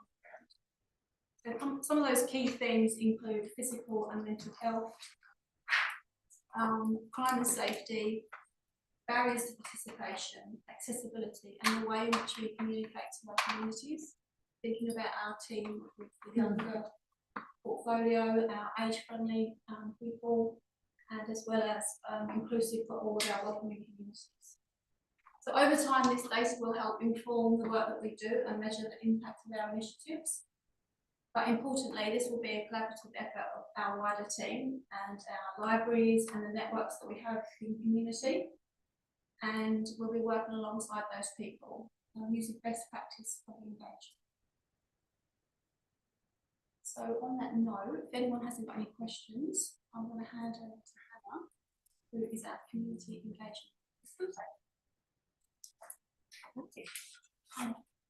Yeah, thank you.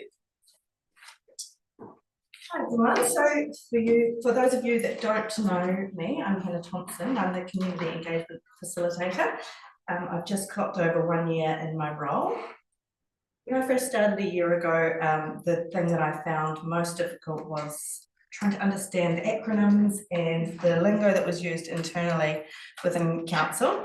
And that really brought home to me how easy it is for people to feel disconnected from council and the community with the work that we're doing, and that experience has shaped my approach to this role. From the outset, my focus has been on ensuring that communication and engagement with the community is clear, inclusive and accessible. And that's not just about getting the information out, it's making sure that people can understand it, see themselves in it and feel confident to get involved. This year I've worked hard to build that connection between council and community, and we've seen some really positive outcomes. One example of this is running the Rapid Number campaign for the second time. We did it the first time when I just started, and we've just done it again, focusing on Can You Be Found After Dark. It was a really strong team effort between Liz Atkins, the Rapid Numbering Officer, Emergency Services, and myself. And what stood out to me was the collaboration and the openness, and that made it work really well. Liz was really keen to take on advice on how to make the campaign more engaging and accessible. And she took on ideas around messaging, visuals and outreach. And then she did a really thorough and professional job of executing those plans. So together we created a series of short, accessible Facebook videos, and they highlighted the importance of the reflective number plates, especially in rural areas. And they were pushed through FENZ and St John's and police. And the results of those were really good. The social media reach compared with the campaign last year increased by 357%. The engagement jumped up by 670%, and there were 95 at last count new plates ordered, and the orders were still coming in. I think the most important part of that is that the community awareness around the issue grew significantly. So we operated primarily at the inform and involve levels of the engagement spectrum, ensuring the public had information that was easy to understand and easy to act on. Liz did some face-to-face sessions throughout the district, and we set those up where she could easily come in contact with the rural people, so they were all throughout the district. And that allowed for real-time feedback, and it helped remove the barriers of participation. Another important focus this year has been on internal education and relationship building within the organisation. Alongside the comms team, I've been meeting with council teams to explain how our roles can directly support their work, whether that's the messaging, choosing the right platforms, or planning engagement from the very beginning. It's really helped build a stronger understanding across the organisation of why good communication and engagement matter and how they can lead to better outcomes. Another project that I'm just starting to work on is a council in action photo library, where I'm building a collection of clear and professional photos that show our staff and services in action throughout the district.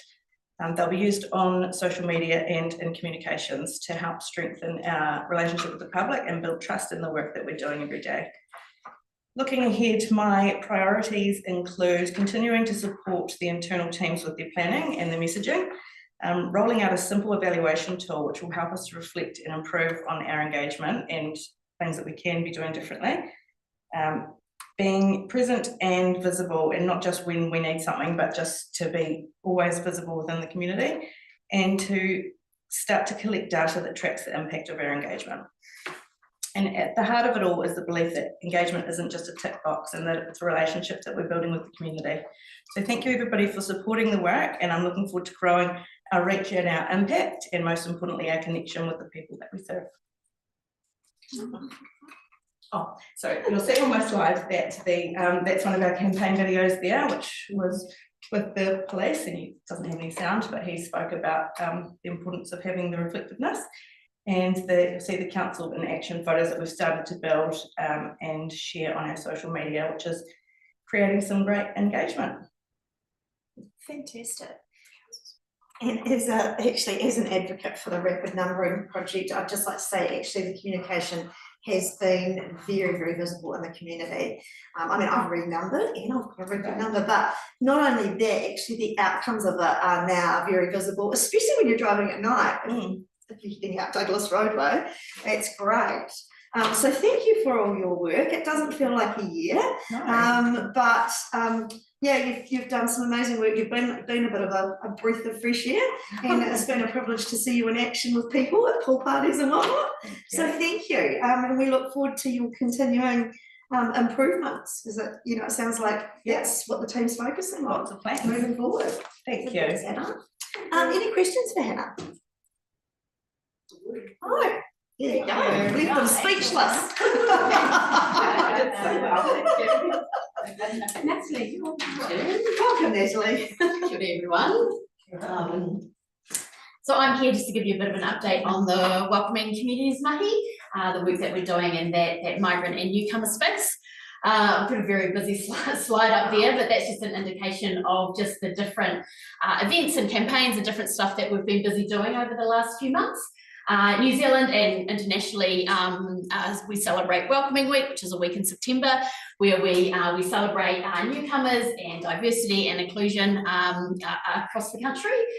So what we did here in Hiranui is we created a poster campaign at Mary Airy School. So Mary have a very vibrant active migrant student club. And so last year we partnered with them and put together a culture week, and we did the same this year.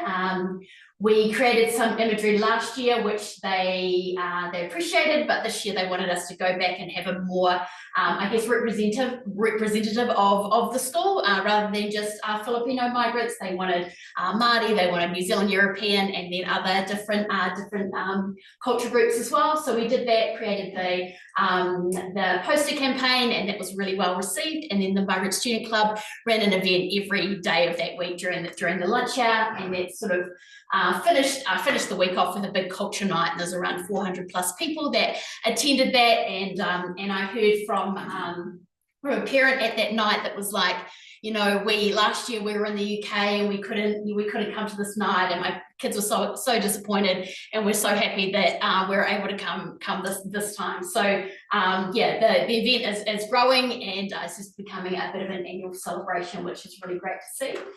We ran a similar campaign up in Cheviot. So that biggest image up there, that's a billboard that we created with the school, just a celebration of cultural diversity. We're seeing a growing Pacifica population growing up in Cheviot, and then we also created the poster campaign as well. And that worked with the school to put together some kind of celebration of culture Monday through Friday of that week. And then here at Council, we celebrated Welcoming Week by sort of profiling 5 familiar faces that were not born in New Zealand, and just celebrated their migration journey and what that's looked like. So that was a really, first time we've done something internally around Welcoming Week, so it was really great to do that. Next slide. So there's a few photos up there from the Imuri Culture Night, which was Mari was there. It was a really great night of celebrating culture. Just a few other things.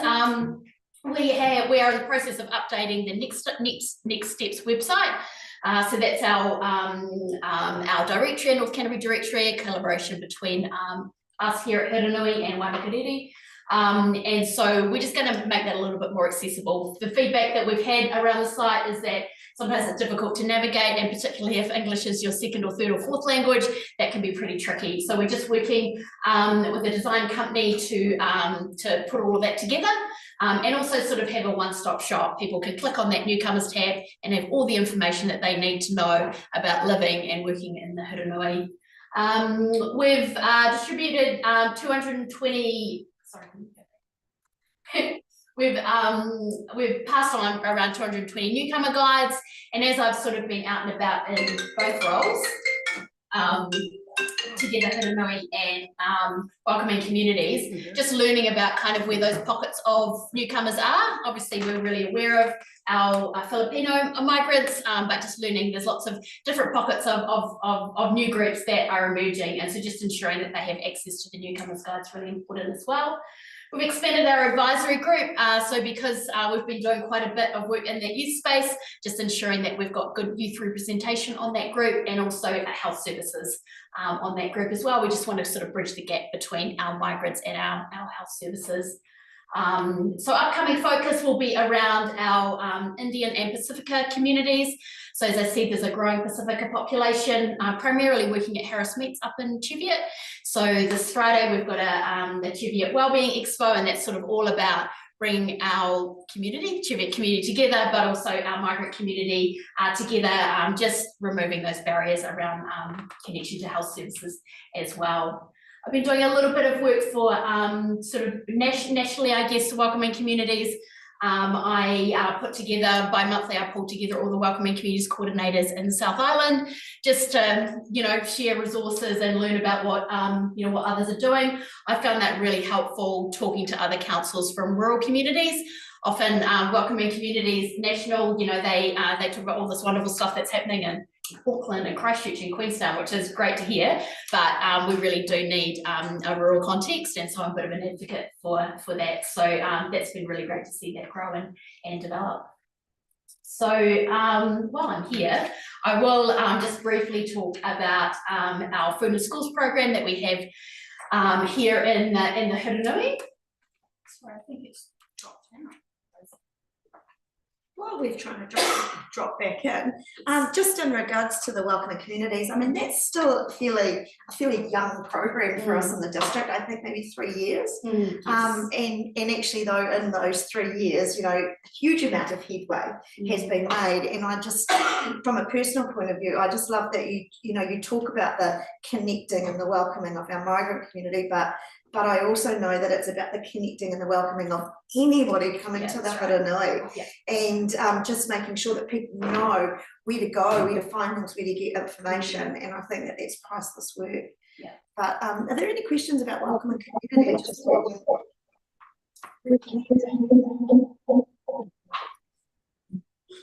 I'll just briefly. Any questions?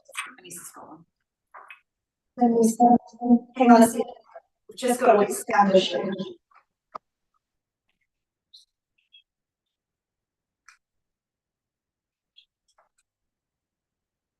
Vanessa. I wanted to quickly highlight that you're echoing. Have we stopped echoing now? Yes. Yes, yeah, no, we were having a wee sound issue, but thank you. Did you have a comment or you were just alerting us to that? Oh no, well, I did want to ask a question about age friendly, but I'm probably jumping the gun, so I'll politely wait. Okay, thanks, Vanessa. Now, I've lost Vanessa on my screen, so someone can tell me when she puts her hand up. That'd be great. So maybe, sorry, no, that's fine.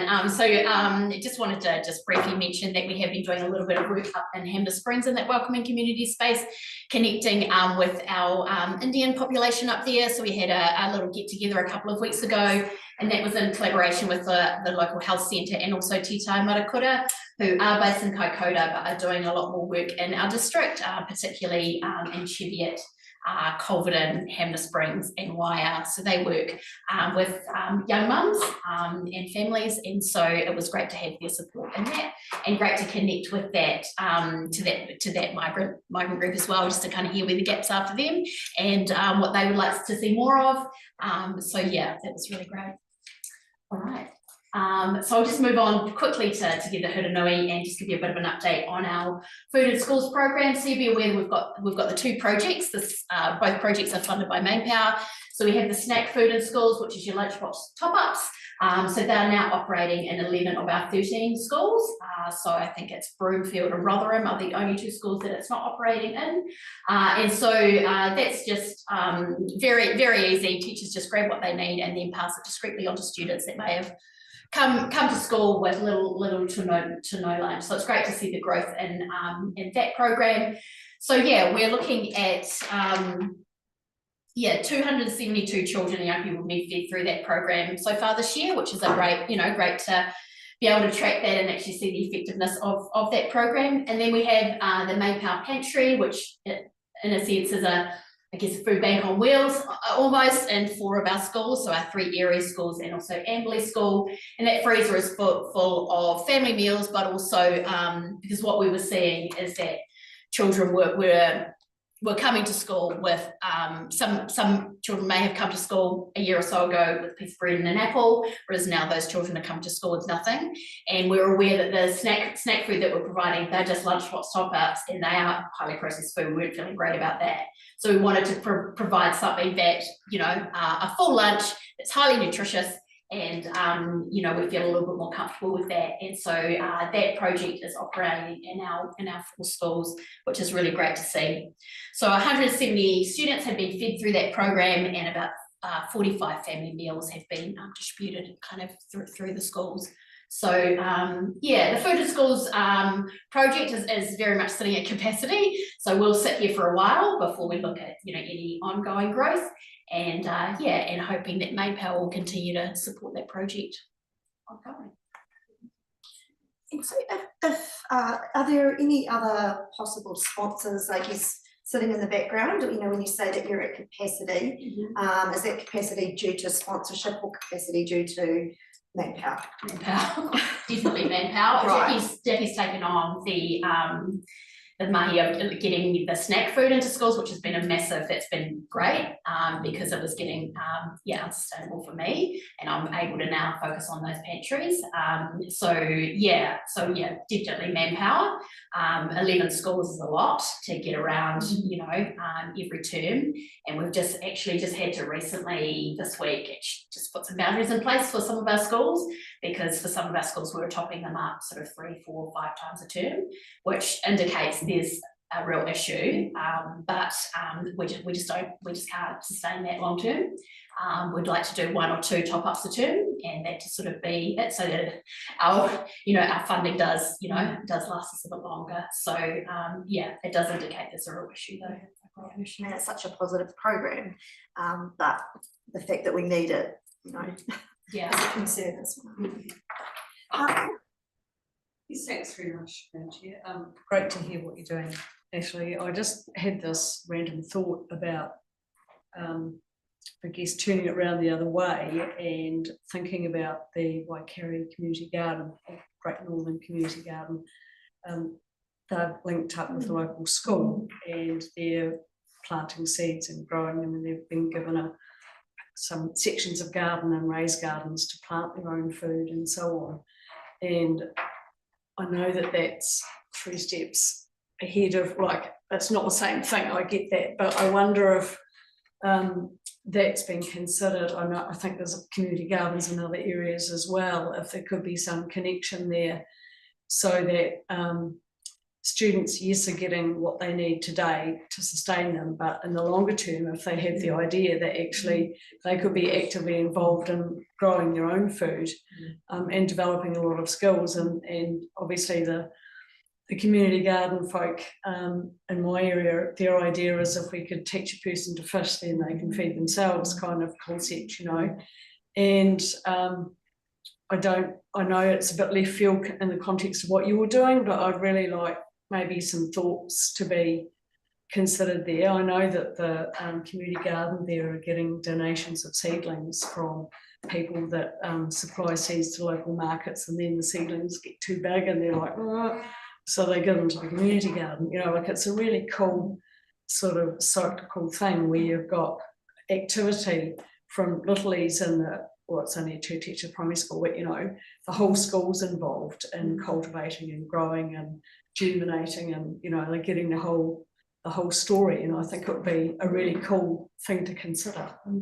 Through the chair, on point 1 and 2 of the report, this is around Food Secure North Canterbury and the Hillary Working Group that's building. So Jackie, our Youth Partnerships Facilitator, has brought about 5 or 6 people together that are really passionate about food security and exactly that concept. So there used to be a program called Garden Table, and that was funded is it MOE on national level? It was MOE. And so there's some real interest in what assets do we already have in our community, where is the energy, and who are those key volunteers that want to be a part of something like that. So we're kind of working at both ends right now. So that's very much the teaching them how to fish, but fish at this end, we really just need to step in now to support. So acknowledge the same. Yeah, I mean, I know that the local community garden does have a connection now to the Food Satisfy. I think, I said to them to reach out, because I thought, when you've grown stuff and it's good to go now, you want it to go to you want it to end up in someone's tummy, really. Yeah, and then certainly were those connections at the recent Food Secure meeting between Winton, who's a big part of your community garden team, I know, and who spoke about that experience. So that's been taken forward. Vanessa, I see that you've got your hand up. Thank you. It seems quite timely. I also wanted to add, and I'm probably a little bit premature here, but just in relation to a community garden and the information paper about Food Secure North Canterbury, a community garden, and particularly in Amberley, is very much long overdue. It seems quite apt that the group could perhaps consider forming a garden in conjunction with the formation of their working group. Yeah, Vanessa, that actually is kind of in process. Is it? Yeah, Jackie Rose is doing a little bit of work with getting some local people who are passionate together, and so that's happening. Excellent. Excellent. I wasn't aware, I'm sorry, I wouldn't have raised it Yeah. otherwise, but Sale Yard Drive, I'll just put it out there, could be quite a good central location for a decent community garden. Yeah, that has been, I had passed that on to him. Excellent. Yeah. Thank you. Oh, any other questions for Natalie? Dave? Probably a partial comment. Mhm. I'm surprised that Emery School was on your list of needing a patron. Are you working with collaboration with the PTA and the school there?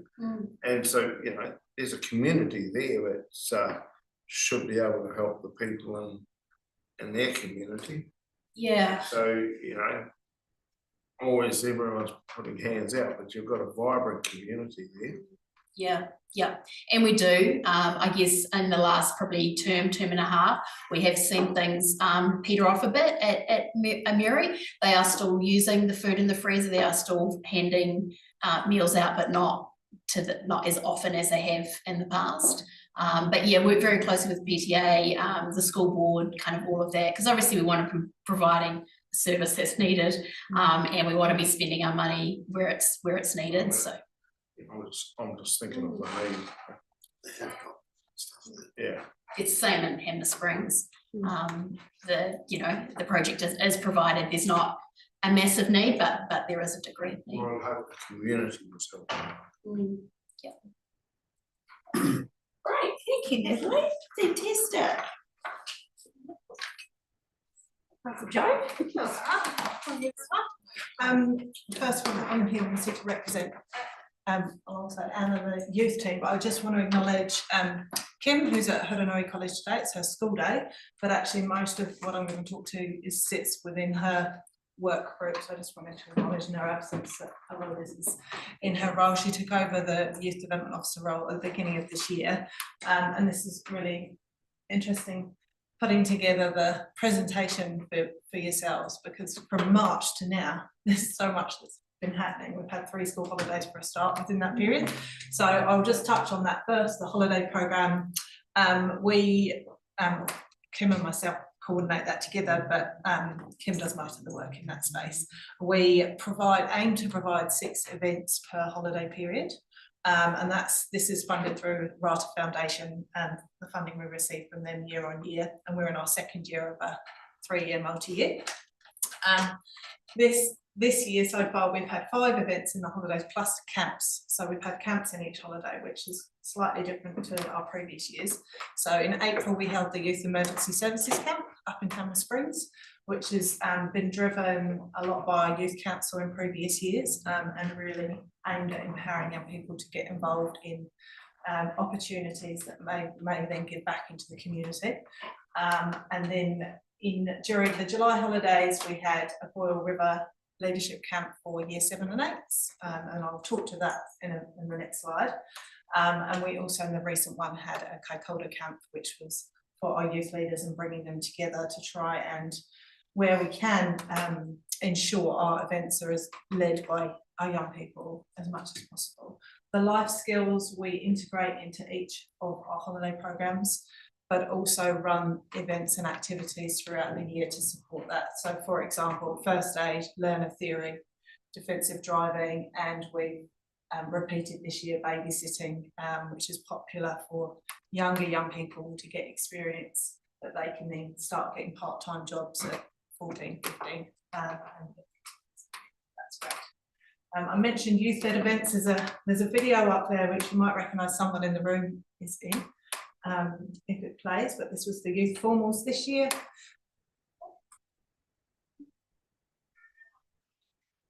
So we had 180 young people come through Hammer Springs for our youth formals, which run over 2 days, and that happened during August this year.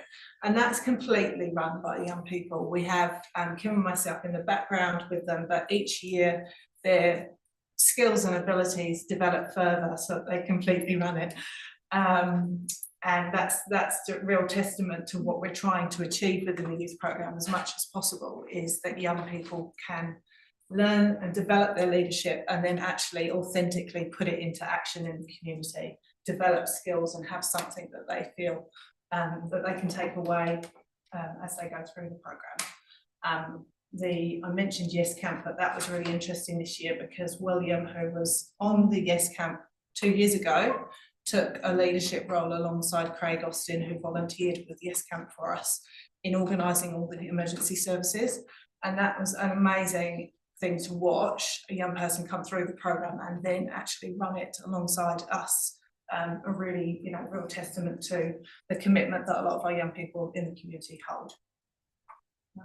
Those videos are there, but they're just snippets of what we put up on our socials, on our Parental Youth social Facebook page and Instagram. So the top one is actually a cultural group that went out to Kokolda in July, and then youth balls, and then at the bottom, I think that one is a Boyle River camp. So some outdoor camping in freezing cold, cooking over the campfire, real good hearty stuff. So as I mentioned, RATA are our main funder for the holiday programme. We've historically had Ministry of Youth Development funding as well, which has supported some of the pilot projects that we've been running. But as I say, we're really fortunate that RATA are in the repeated their funding. So we're now 12 years into RATA Foundation funding, which is phenomenal and enables us to just have that continuity and keep growing and developing, rather than not knowing from year on year what we're going to be able to work with, which has a big impact. This next slide just highlights some special projects that we've been involved with this year. And I mentioned some of the Ministry of Youth funding we've previously had. This was enabled us to kind of catapult into and get some of these things started. So I'm just going to talk to a couple of them. The Year 7-8 transition pilot. This came about at the beginning of the year in January, pool parties. So it was us having conversations with parents and people from schools around, what life is like for them. And it was actually a conversation at Greta Valley Primary School, where it was one of the board of trustees said to me, we've got a really small cohort of Year 7 and 8s, and they're going off to high school next year, not sure where. Some of them might be Christchurch, some local, but actually they're small in numbers and they're not overly well connected with other young people. How can we bring some young people together? So this project, sitting also alongside the Youth Council, which have a portfolio for supporting transition, we talked to some of the youth councillors about how could we support Year 7 and 8s in this space. And what we basically came up with was a pilot programme with 4 of the local primary schools, Omahi, Greta Valley, Waikato and Waikare, where we brought together some of our youth leaders for one session in June, where they met in Omahi Hall and they talked about what does high school look like. So showed them different examples of timetables and who to go to when you go to a big school, who the support networks are. The second part of that was a Boyle River camp in July, and that was focused around leadership, resilience, building and connecting. And then in November, we are going to do an amazing race in Christchurch, where we get on a bus and navigate public transport, getting in and around Christchurch. And there are lots of outcomes of that project which are really significant. One was connecting those young people, so Year 7 mates from different schools. 2 was introducing them to the youth programme, because if a young person goes off to Christchurch, for example, we don't really have touch points with them because we predominantly work in the area schools. So we wanted to sort of have a touch point with them before they leave to wherever they go, so that when they're back in the holidays, they go, oh yeah, Haranui Youth, I'll go along to their holiday programme. And then also, I mentioned before about connections, but it really is about kind of connecting those young people geographically with peers that they might not otherwise meet. The following project there, Year 7, Year 8, 9 Weekly Connect in Amberley, is along a similar vein. It's around transition from Amberley-based schools or Southward-based schools to high school, supporting that transition because it can be quite daunting for some of those young people. But also when they come back in the holidays, and there isn't public transport to meet with their friends in Rangiora, for example, that they've got a bit of community here in Southwood. So those 2 particular projects are around kind of really trying to build that connection with young people, with each other and with us as a programme. And this year we had our first Wānanga, which was a really amazing experience where 20 young people spent a week in Kaikoura, Takahau Marae, alongside our youth development officer and contractor Eileen, who's worked really closely with 2 of our youth counsellors to develop this project. And this was stage 2 of a project that the Youth Council have initiated. So last year they had a small group go up to Hammer Springs and explore identity and culture and what that would look like.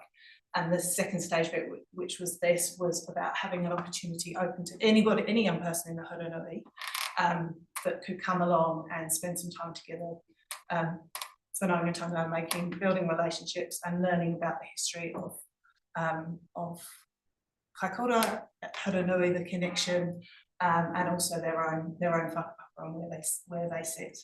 And that's been very, very strong. There's still a network. They're still on chat every day, those young people, and they came from all across the district, a real mixture, which was awesome. And Kim and Eileen have been doing a project at Hurunui College in school time, supported by the school, it was requested by the school, to explore culture and identity, because they'd identified that as an area they were seeing young people sort of struggling to navigate. So the 2 paired together has really strengthened some of those connections with the young people. And the last one on there, the Tuakana Taylor Mentoring, was a pilot this year at Cheviot Area School, matching senior students with primary students. And what's really lovely about this project, because we had funding last year to run it as a pilot, we come July this year, we're like, how will this continue? The school actually took it on board, and they now fund Phil, the youth worker who was running the pilot, to now run that ongoing. So that's been really great to see that carry on. I think we've got on there some opportunities. These pilots we would love to be able to run as programs, but they obviously sit outside the realm of our current funding budget that we get through VATA. So these are areas that we're exploring where we might be able to fund some of those opportunities to keep those sorts of opportunities going. And then finally, the slide here are some of the other things we're involved with. So North Canterbury Youth Futures Careers Expo, Anna, MTFJ and myself sit on the organising committee for that annual Careers Expo, and it was really great to see over 1,200 young people and families walk through the door and get a taste of what local businesses and what local career pathways might be for them. We were also involved with securing some funding through some local businesses, so Cord, Harris Meats, Main Power were main sponsors of that event this year, because previously Ministry of Ed had supported it. So now we're looking at how we can ensure that stays sustainable and continues year on year. We're talking about engagement and the importance of impact and how we measure things. For the last 3 years now, we've actually been measuring how many young people engage with the programme and what that looks like, because we know it's important to get a snapshot of who we're meeting and who's engaging with us. So over this period from March to currently, we've engaged over 1,000 engagements with young people in the district, and over 27 events that we've run. And in your calendar of in the appendix with the report that you should have received today, just breaks down what each of those items and events were. We've done some really intentional work around our brand as a youth program, online in particular in our social space, so that we've got some real clear identifiable brand for the youth program, and alongside that we've also developed a newsletter, and this was 3 years requested from the Youth Council that we needed some way of capturing what the youth program is doing, creating a bit of a community across the district, which is quite hard when you don't have a central one place where young people connect. So the suggestion from Youth Council about 2 years ago was about having a similar to school newsletter, but having a youth program one. And we're really proud that we've now had 3 editions, so we do one a term, and we're reaching, at the moment, we've got 235 people signed up to that, which is really great.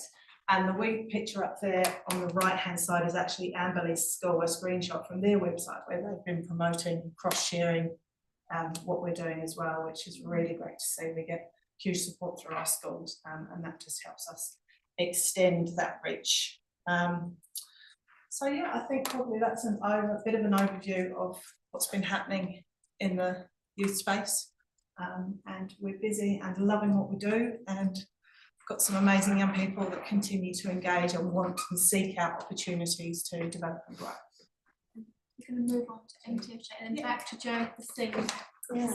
Jo, can I just say, you are really busy in the youth space. There's not a week go by we don't hear of something or see of something or there's an event happening. But I know Mari and Karen and I, we had the privilege of joining on the Youth Day final scenario, and those young people, I came away just thinking, wow, the skills that they've gained in that week, because they, for those of you who were there, we simulated an earthquake scenario, and let's just say we weren't the easiest of patients, but they had learned so much that week, and they just put it all into practice and carried us out in stretchers and wrapped us up and did whatnot. But I also had the privilege of, I know you talked quite extensively about the Years 7, 8 Connect program, and I had the privilege in my other life, in my teaching capacity, of attending with some of my Years 7, 8 students, and what they really took away from that. And I know, all of those things you talked about, the connections are so important, but we had that phenomenal group of young people. I think it was Jack, Aliana, Maddie and Avi who led that. And for those young people to have young people talking to them about high school, when you're coming from a really small rural primary school, going to high school is a really big deal. And the way that program was run, it melted away their concerns, and they just feel like they're better prepared, let alone the connection and the confidence that comes with that. So I just wanted to think that there. I probably already have, but anyway, do it again. But anything for Jo around the youth space? Vanessa. Apologies, Pauline. I thought Jo had finished. I want to ask someone about age friendly. I'm not quite sure when is the best time to do that. Will be led by Ria. Is now appropriate, or? Through the chair, age friendly isn't here to present, but I can answer any questions. Right, okay, so we'll see what we can do. Vanessa? Thank you. Ria, I just wanted to follow up on the age friendly action plan, and I really specifically, I just note in the plan that it states that there is the opportunity to create, activate and support social events for older people to connect in the community. Have we had any follow on from that, and do we apply, or have we applied to RATA or anyone else for any funding for council initiated social events for this particular demographic? Thank you, Vanessa. So we are working with our community steering group around those actions. Some funding has been applied for under the age friendly national fund, but that's a small amount. That doesn't necessarily fund social events. That's on our agenda for next year. So currently we're still being community led, and it's about that group and what they're identifying and what action they want to take moving forward. So we're following their lead. Okay, thanks Ria, thank you. Thank you. Excellent, I'm sure there'll be some big things coming. Fabulous. Welcome to the table. Thanks for having me. I've met you all before. I'm Anna from Mayor's Task Force for Jobs. Thank you for having me here today. So I'm just going to give you a quick overlay of what's been happening. So very luckily, and it was a great event, in July this year, we celebrated 25 years of MTFJ, which is a massive milestone. And it was a really, really wonderful event. It was run alongside the local government convention in Christchurch. So a lot of mayors, past, present, MTFJ coordinators were there. So we had our MTFJ conference, they had their local government conference, and it all came together really beautifully, it was wonderful. And to hear the whys and why people were doing it, and it was just reinforced the fact that we're all in it together, really. So from that, and from the last time we met, I'm just going to give you a quick overlay. So last year we placed 54 youth into employment for the 24-25 year, which was very fabulous. With those placements, there was no requirements. So there was no requirements on length of work, full-time, part-time, that such, but things have changed a little bit. So this year MSD has introduced and updated its deliverable targets. So what this means is that eligibility, the criteria for job seekers is a lot tougher. So, well, tougher for myself actually. So the shift has changed. We've had a reduce in funding quite dramatically, a dramatic shift in funding. Also, what's happened is the requirement of our job seekers is now 3 months full-time employment, 30-hour full-time employment over 6 months. So of this, it's tricky. It's MTFJ has changed and it's become quite tricky. So I unfortunately lost my dynamic duo sidekick, Chris, which was a really hard thing to happen as well this year. So yeah, there's been a big shift. So my target this year is 15 placements, which seems really reasonable. I've currently placed 24. Which I'm really proud about, but of this 24, one is a MSD beneficiary, which counts towards my about 8 of that 15. The other 6 have gone into apprenticeships, gone into full-time work, but they are NEETs. So NEETs is pretty much a 16, 17-year-old or 18. It's not on the benefit, so not an employment, educational training. So we're working towards the target, but the target is, yeah, it's very movable. So are those NEETs, are they not counted as part of the placements, or Yeah, they so- are counted? Yeah, so I've got 15 placements I need to get my big tick. You've done really well, Anna. And of that, 8 need to be beneficiaries, and then 7 need to be NEETs. So I've got 6 out of the 7, which is great. But of the 8, I've got 1. So this is where my working is at the moment.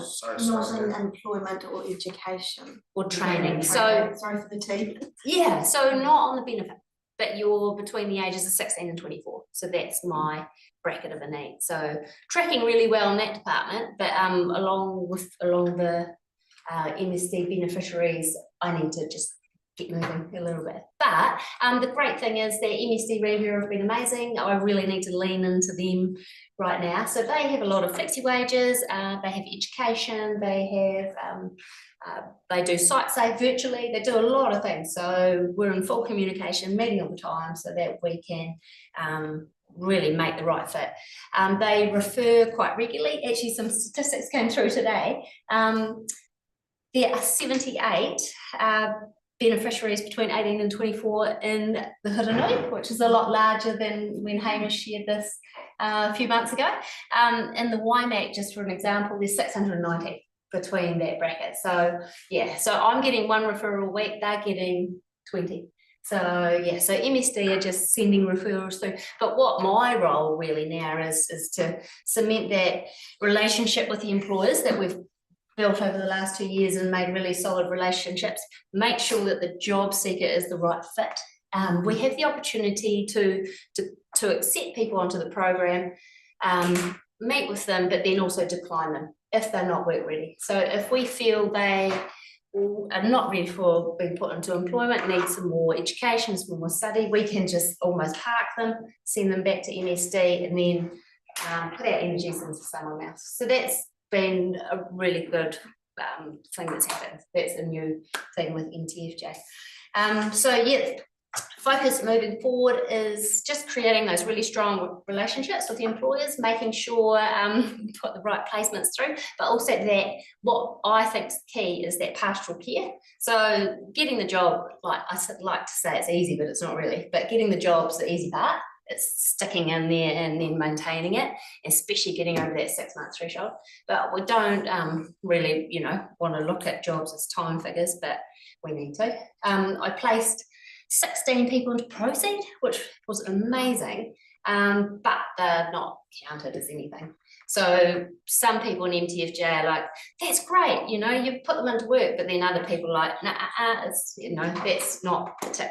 So I believe any job's a great job because you're learning those skills, getting those references, learning work ethic, communication, turn up on time. But yeah, so doing the best we can at the moment. So by the end of this 25-26, I would love to show, I'm capturing everything we do so that we can show a snapshot of the Hurunui, just because of our transportation, and we're so different to the Waimak. Waimak's quite a city rural, really, whereas we're very rural. So just want to make sure that MTFJ knows actually who we are and what we look like. And so then moving forward, that if the targets are met slightly differently, then, you know, that's how we operate. That's how we're doing our best, but this is what works best for our district, in a sense.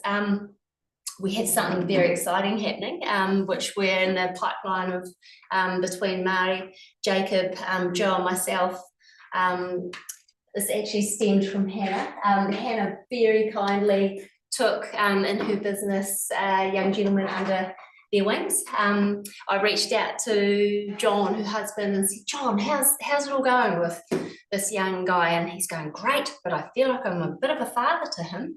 You know, how are you spending your money? Stop speeding. You know, what are you doing on the weekends? Why are you doing all that? So from this, I was speaking to Mari and realised that pastoral care doesn't need to lean into the employer, that we actually need to build a network.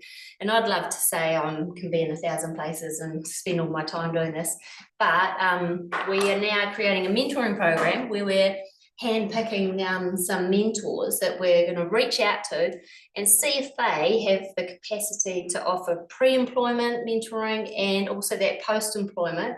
So half an hour a week on the phone, face to face. You know, Billy, how's it going? Are you, you know, like if you're going to be going into work, what are your communication? What are you going to do communicate wise? You know, like, do you know how to make lunch? All these little things. When you get a pay packet, what are you going to spend it on? Do you need to spend it on board? Are you going to save? Just those little things that sometimes are forgotten or maybe aren't there in family life. So it's just those little bridges to get there. So that's hopefully in the next 6 weeks, we're going to pull everyone together and then plant seeds to them. But it's also going to work really well with Jacob's successful placements, like for many, I'm thinking, just someone there that is a sounding board, just so that they can Closing the circuit. Yeah. Just embracing it. But yeah, really working with a lot of businesses and just trying to create more businesses. Longridge, Tiki Wines, Amberley Country Estate, put someone in there, and then North Canterbury Quarries, just trying to build the family of businesses for the MTFJ really. But yeah, putting a big call out really for more businesses to support, just even with work experience, just to get someone in, because I'm finding a lot of them that are coming in that are on the benefit, unfortunately, aren't work ready. They maybe are 21 and never worked in their life. Like it's just tricky. So they just need a bit of experience to get them more work ready. And there's some gold sitting there. They just need a wee door open for them to come through. Dave has a question or a comment. Comment on my broken record, you've all heard. Yeah. I've probably had 40 years of taking on a lot of people in my work that you're talking about. It's not easy, and I think you probably can't do a lot of things because everything's so damn PC now. But that mentoring and that one-on-one is what you need to do. And I've made these comments, and in your courses that you're doing, you do need to have survival days. You do need to teach these young people how to use their money correctly, how to make lunch and not give it all, on energy drinks and a pie. Teach them what child support costs. Teach them what, I'm not joking, I'm the employer that pays out. Your dad's so PC about it. What do I see over 40 years of where it's a circulating into trouble, their money goes out on child support, fines. Have a day and show what driving on the wrong license costs. You know, I've taken guys to court every week and say to and then I've turned him around to be a really he brought me to tears of a story. I'm not going to go into this of how their lives turned around. But you guys need to do this and before we get there, teach them that there's no point giving their money that they earn to the dairy owner to make his lunch every day. I can do that because I've got money, but they can't.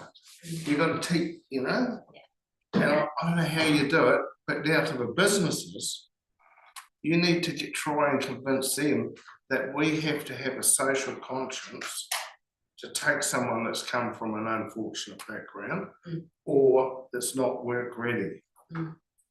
And then you teach them the value of money, that they want their money, because in lots of cases in the past, they get their money and they have all these bludgers wanting their money, but their pay packet.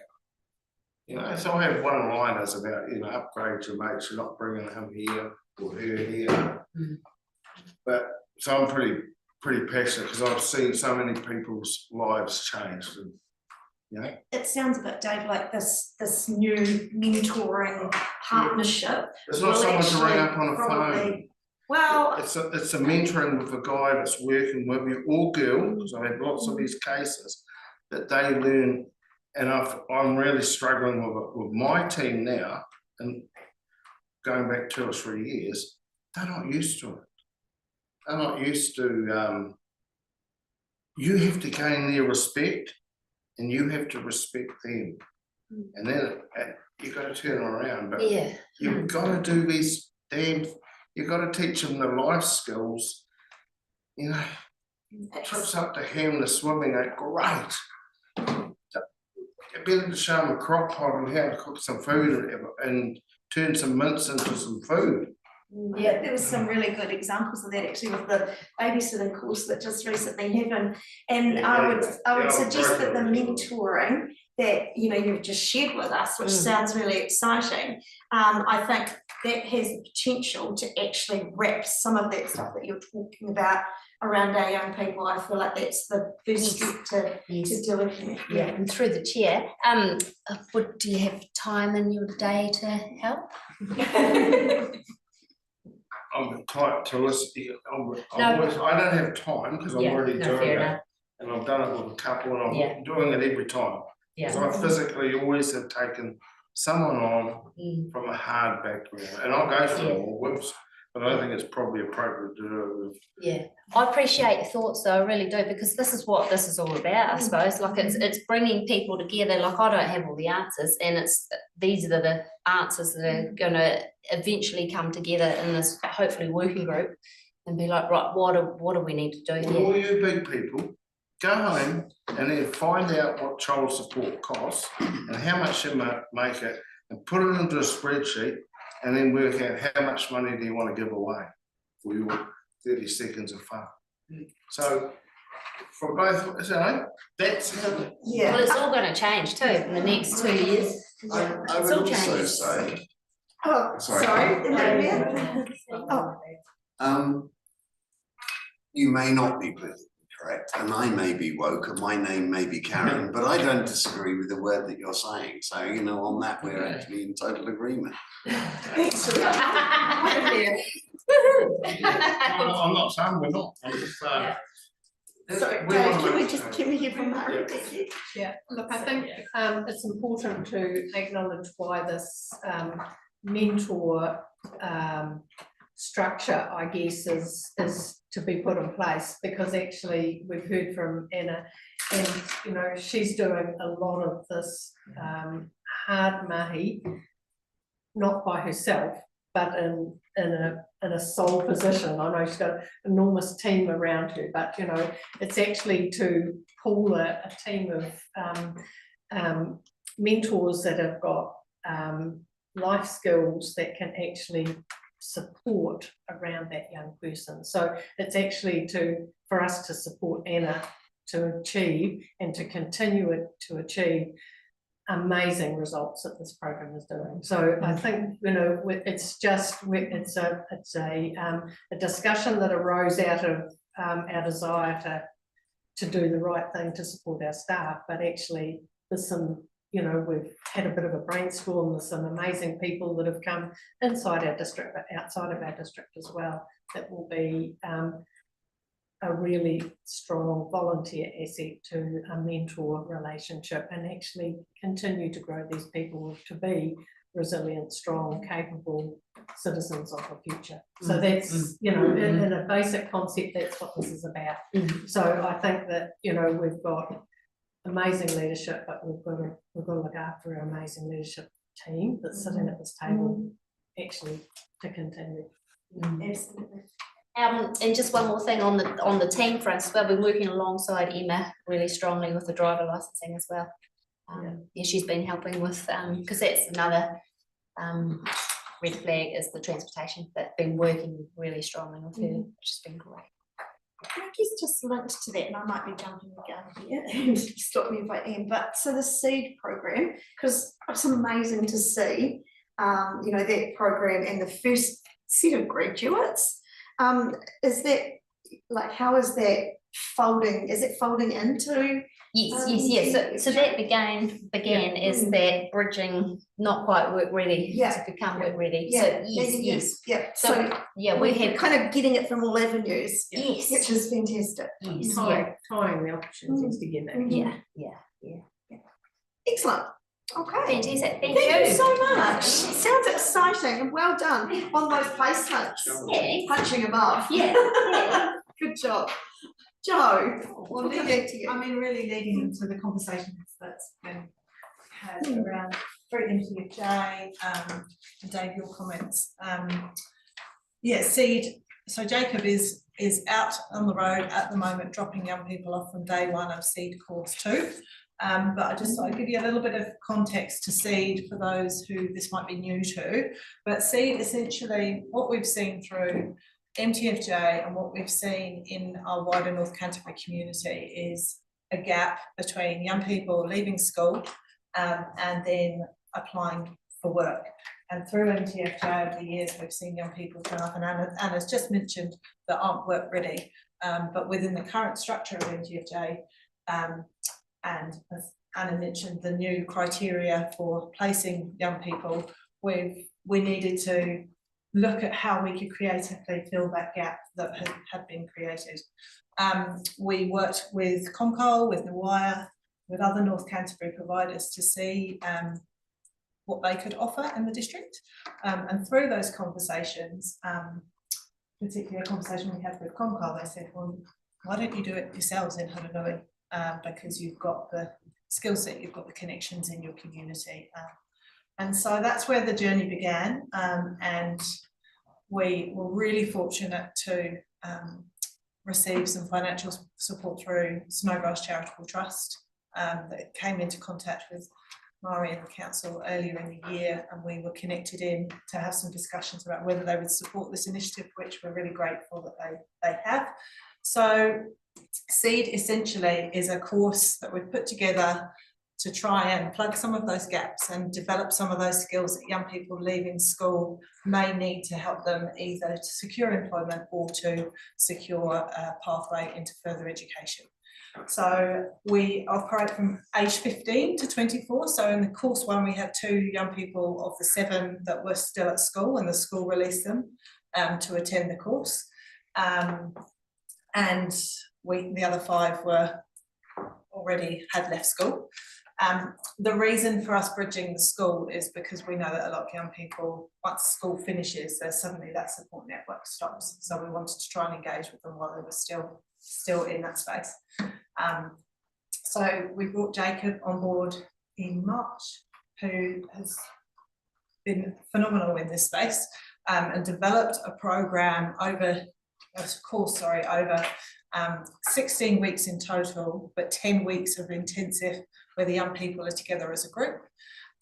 Transport is a huge issue for our young people, so part of the program is Jacob drives around the district picking the young people up every day and takes them to a central location, whether that's today they're at Glenmark Pavilion doing some getting to know you, team building, setting the objectives for the next 10 weeks. They might go out and do some industry tasters, so visit farm, visit the vineyards, and get some hands-on experience. They've done some community service, so helping at the food bank, they did some tidy up at some of the council flats, and then a number of different short courses, so first aid, driver licensing, budgeting, really focused around communication skills, because we know that's a big area that often falls over for our young people, with particularly within employment. And what's come, I guess some of the gold that's come from the course so far has been the transport side, because actually driving around for a day, chatting with each other and young people, talking with Jacob, that mentoring and constant communication that's taking place and understanding the bigger picture and building those relationships has been really, really key. So actually that's been one of the successes of the programme, is that it's mobile in the district. We've been really well supported with connections that are in with yourselves, Hannah in the engagement space. Like, had a huge influence on bringing together businesses quite early on that Jacob then could go out and do taster courses with. Within the programme, part of the interview process, Jacob finds out what their interests are and incorporates at least one thing into the programme, into the course that resonates with that. So for example, last time we had a young person really interested in preschool, so he made sure that there was a preschool visit within the course. One that was really interested in becoming a tattoo artist, so they did a tattoo artist visit. But it's also about them having exposure to industries that they might not have even looked at before, because what we see time and time again is young people leaving school without really knowing what's out there and what they could potentially tap into. So we've just celebrated the graduation of the first course. As I say, Jacob started course 2 today. So we'll have a course that will run until Christmas, and then there'll be a third course in the new year. I've got up there the stats around the financial commitment and how many outcomes per year. We are already looking at how do we move this beyond next year, so that we can continue this, because the impact on those young people is really significant. And then tying it in with NTFJ and the progression the young people have into the connections that Anna and NTFJ have into employment is really critical. So the course is sort of bridging what we've seen at school to what we've seen in NTFJ. One other thing that we've also delivered as a team has been some CV workshops. So the team have just delivered a CV workshop at Haranui College, and that again is bridging, seeing that what Anna sees and what Jacob see when people turn up with a CV or no CV, how we can actually support in our schools in some of that space, because particularly our area schools don't have a huge resource around careers compared to some of the big high schools. So interviews? Yes, and interview practice, yeah. So all the sort of aspects that we've seen over the years that work for young people to help support them into employment, we're trying to embed into that course so that we can set them up for success as much as we possibly can. It's very cool, the evolution between the school and the mayor's task force that's created this. So in regards to, like, you know, having it move forward, funding wise, will we be looking for benefactors or external grants, or? All of the above through the chair, yeah, all of the above. We've started to explore whether businesses might support, not just financially, but also, as I mentioned, those work experience opportunities, and it really is about our community. It's about Haranui and those connections, as well as external funding pots. So we are currently exploring how we can fund the initiative moving forward, but also the vision of how we support young people leaving school into employment, timing in NTFJ and SEED. Fabulous, absolutely fabulous, all very interlinked. And as we can see, the entire team and all the work that you do, you know, links with each other, to each other, and between each other. So, Dave, a question? Again, from my experience, the light bulb comes on about day 3 pay. When they're actually starting to see the value of money. A reason to get out of bed. And you've got through to them that the money they're getting is theirs and they don't have to share it with anybody else. Are there any, oh, sorry, Vanessa? Thank you.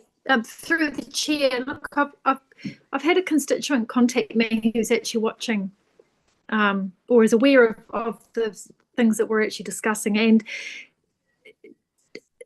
I just want to put this to Joe, and to the group really, particularly with looking at Dave's comments around the Mayoral Task Force for Jobs and so on. I mean, we're all aware of the big sister, big brother concept, but would it work if we were to look at perhaps bringing the age-friendly group together with the youth group and form some kind of grandparent kind of mentoring situation? I mean, would there be an appetite for the youth for that, or is it probably more of a primary sector, or just thought it could be a win-win? Through the chair, Vanessa, yeah, I think that's a really good avenue to explore, and through the mentoring within NTFJ that Anna and Mario talked about, but also in our community mentoring, where we have some community mentors supporting younger youth in our community. It aligns under some of the age-friendly strategy or action plan. There is an opportunity absolutely to explore what that could look like in the youth space in general, whether that be for supporting older young people with employment, or our younger young people that are just needing those significant adults in their life. So yeah, absolutely think there's opportunity, because often the challenges that we see in age-friendly space and youth space are very similar. And so how could we possibly, what could the next step be with that, do you think? Just to sound it out. So through the chair, we've recently put forward an application for some community, we've applied for some funding to extend the community mentoring program. But that would be, our next step would be how we could resource the mentoring. And it's not a huge resource, but you've got training of mentors, supporting the matching process, ensuring the safeguarding aspects of it are all aligned. Yep. It's not a huge cost, but it is an additional resource that we don't currently have within the team. Okay, all right. No, that's good. Thank you. It's good that she has suggested it, and it's good that you guys are aware of the possibilities within. So thank you.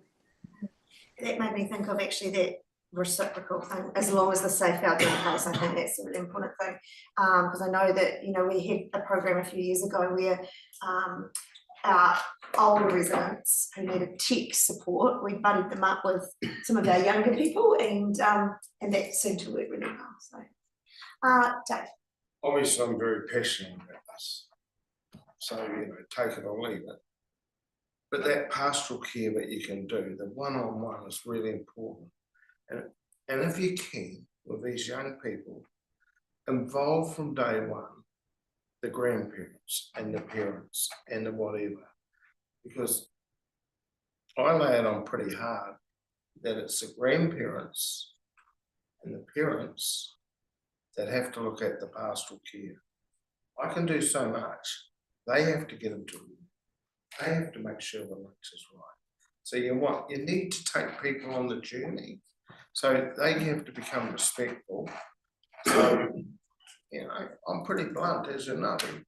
So grandparents in the past and parents have had my tongue too, because they have to look after the pastoral care. And they know the value, and they can see the change in the person that's happening. So, you know, they don't want to annoy me either. So we have a win-win. So again, Jacob or whoever, take those people on the journey, because then you don't have to worry about that safety of the older person and the younger people, because our family. It certainly takes a village, doesn't it? Yep. Yeah. All right, any further questions or for our team? just for to end on the He Waka Eke Noa, and to acknowledge the picture that's on the screen right now is the graduation from Seed. And it's such an important thing to end on, that this work comes together through the good mahi that we do on the ground, the partnerships that we make. You talked about interconnecting our work.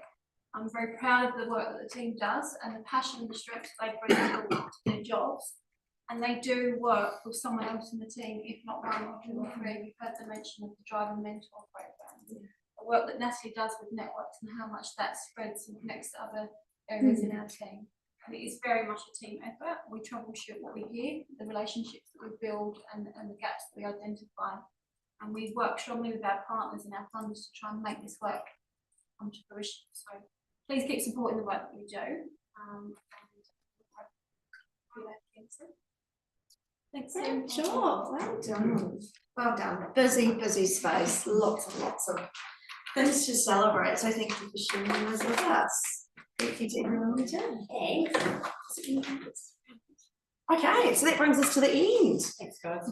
Thank you. Thank you, Tim. Karen's got it. Do you need someone to move the information? Oh, yes, thank you, Karen. Thank you. So, someone just second, please, that the information be received. Oh, thank you so much, Mary. All those in favour, please say aye. Aye, against, abstentions, carried. Brings us to the end. Fabulous opportunity to be able to chair this committee. Privileged to work with you all. And while I've sat here at the helm, actually the people doing the work, Judith and her team, and Avril, keeping me on the straight and narrow. So, oh, sorry, Dave. I've just got to, before we finish, the school achievers, Secondary school achievers panel. has that all been sorted? Is there a panel for this year? Yeah, Last year I did it, but I wasn't sure if there was. I can't remember who, so there's 3 independent and 3 councillor appointments. I can't remember who the other people are. Jeff Shire. Oh yeah, I know, yeah. And the other Estella, councillors, yeah, sorry. I can't remember who the councillors, but I guess I'll make sure that all councillors know who's appointed on, because that was appointed at the beginning of the year. Because I did it last year, I don't know if it carries over. So yeah. Okay. why I was asking that question, because I don't know if I've got a conflict of interest and need to step off it, because one of my manager's daughter is applying for it. Okay, I'll confirm who's actually, who are the councillors on the appointment yet. I don't know if it's been reappointed this year. I'll make sure everybody is aware and then you can decide and then we can appoint somebody else. No, is that panel convening prior to the first, the first council meeting, but prior to the second council meeting where, you know, kind of panel and committee appointments are made? I can't even I know it's remember just when. closed yesterday, but. Can I suggest, I mean, Yes, we should close the meeting. Close the meeting and we will communicate to councillors who's on the panel. Yeah, thank you. And when they're gonna meet. I don't even know. Because I think we just, you know, we're touching it. Yeah, cool. Okay, then let's officially close the meeting for 7:10. Cool. Thank you. Thanks.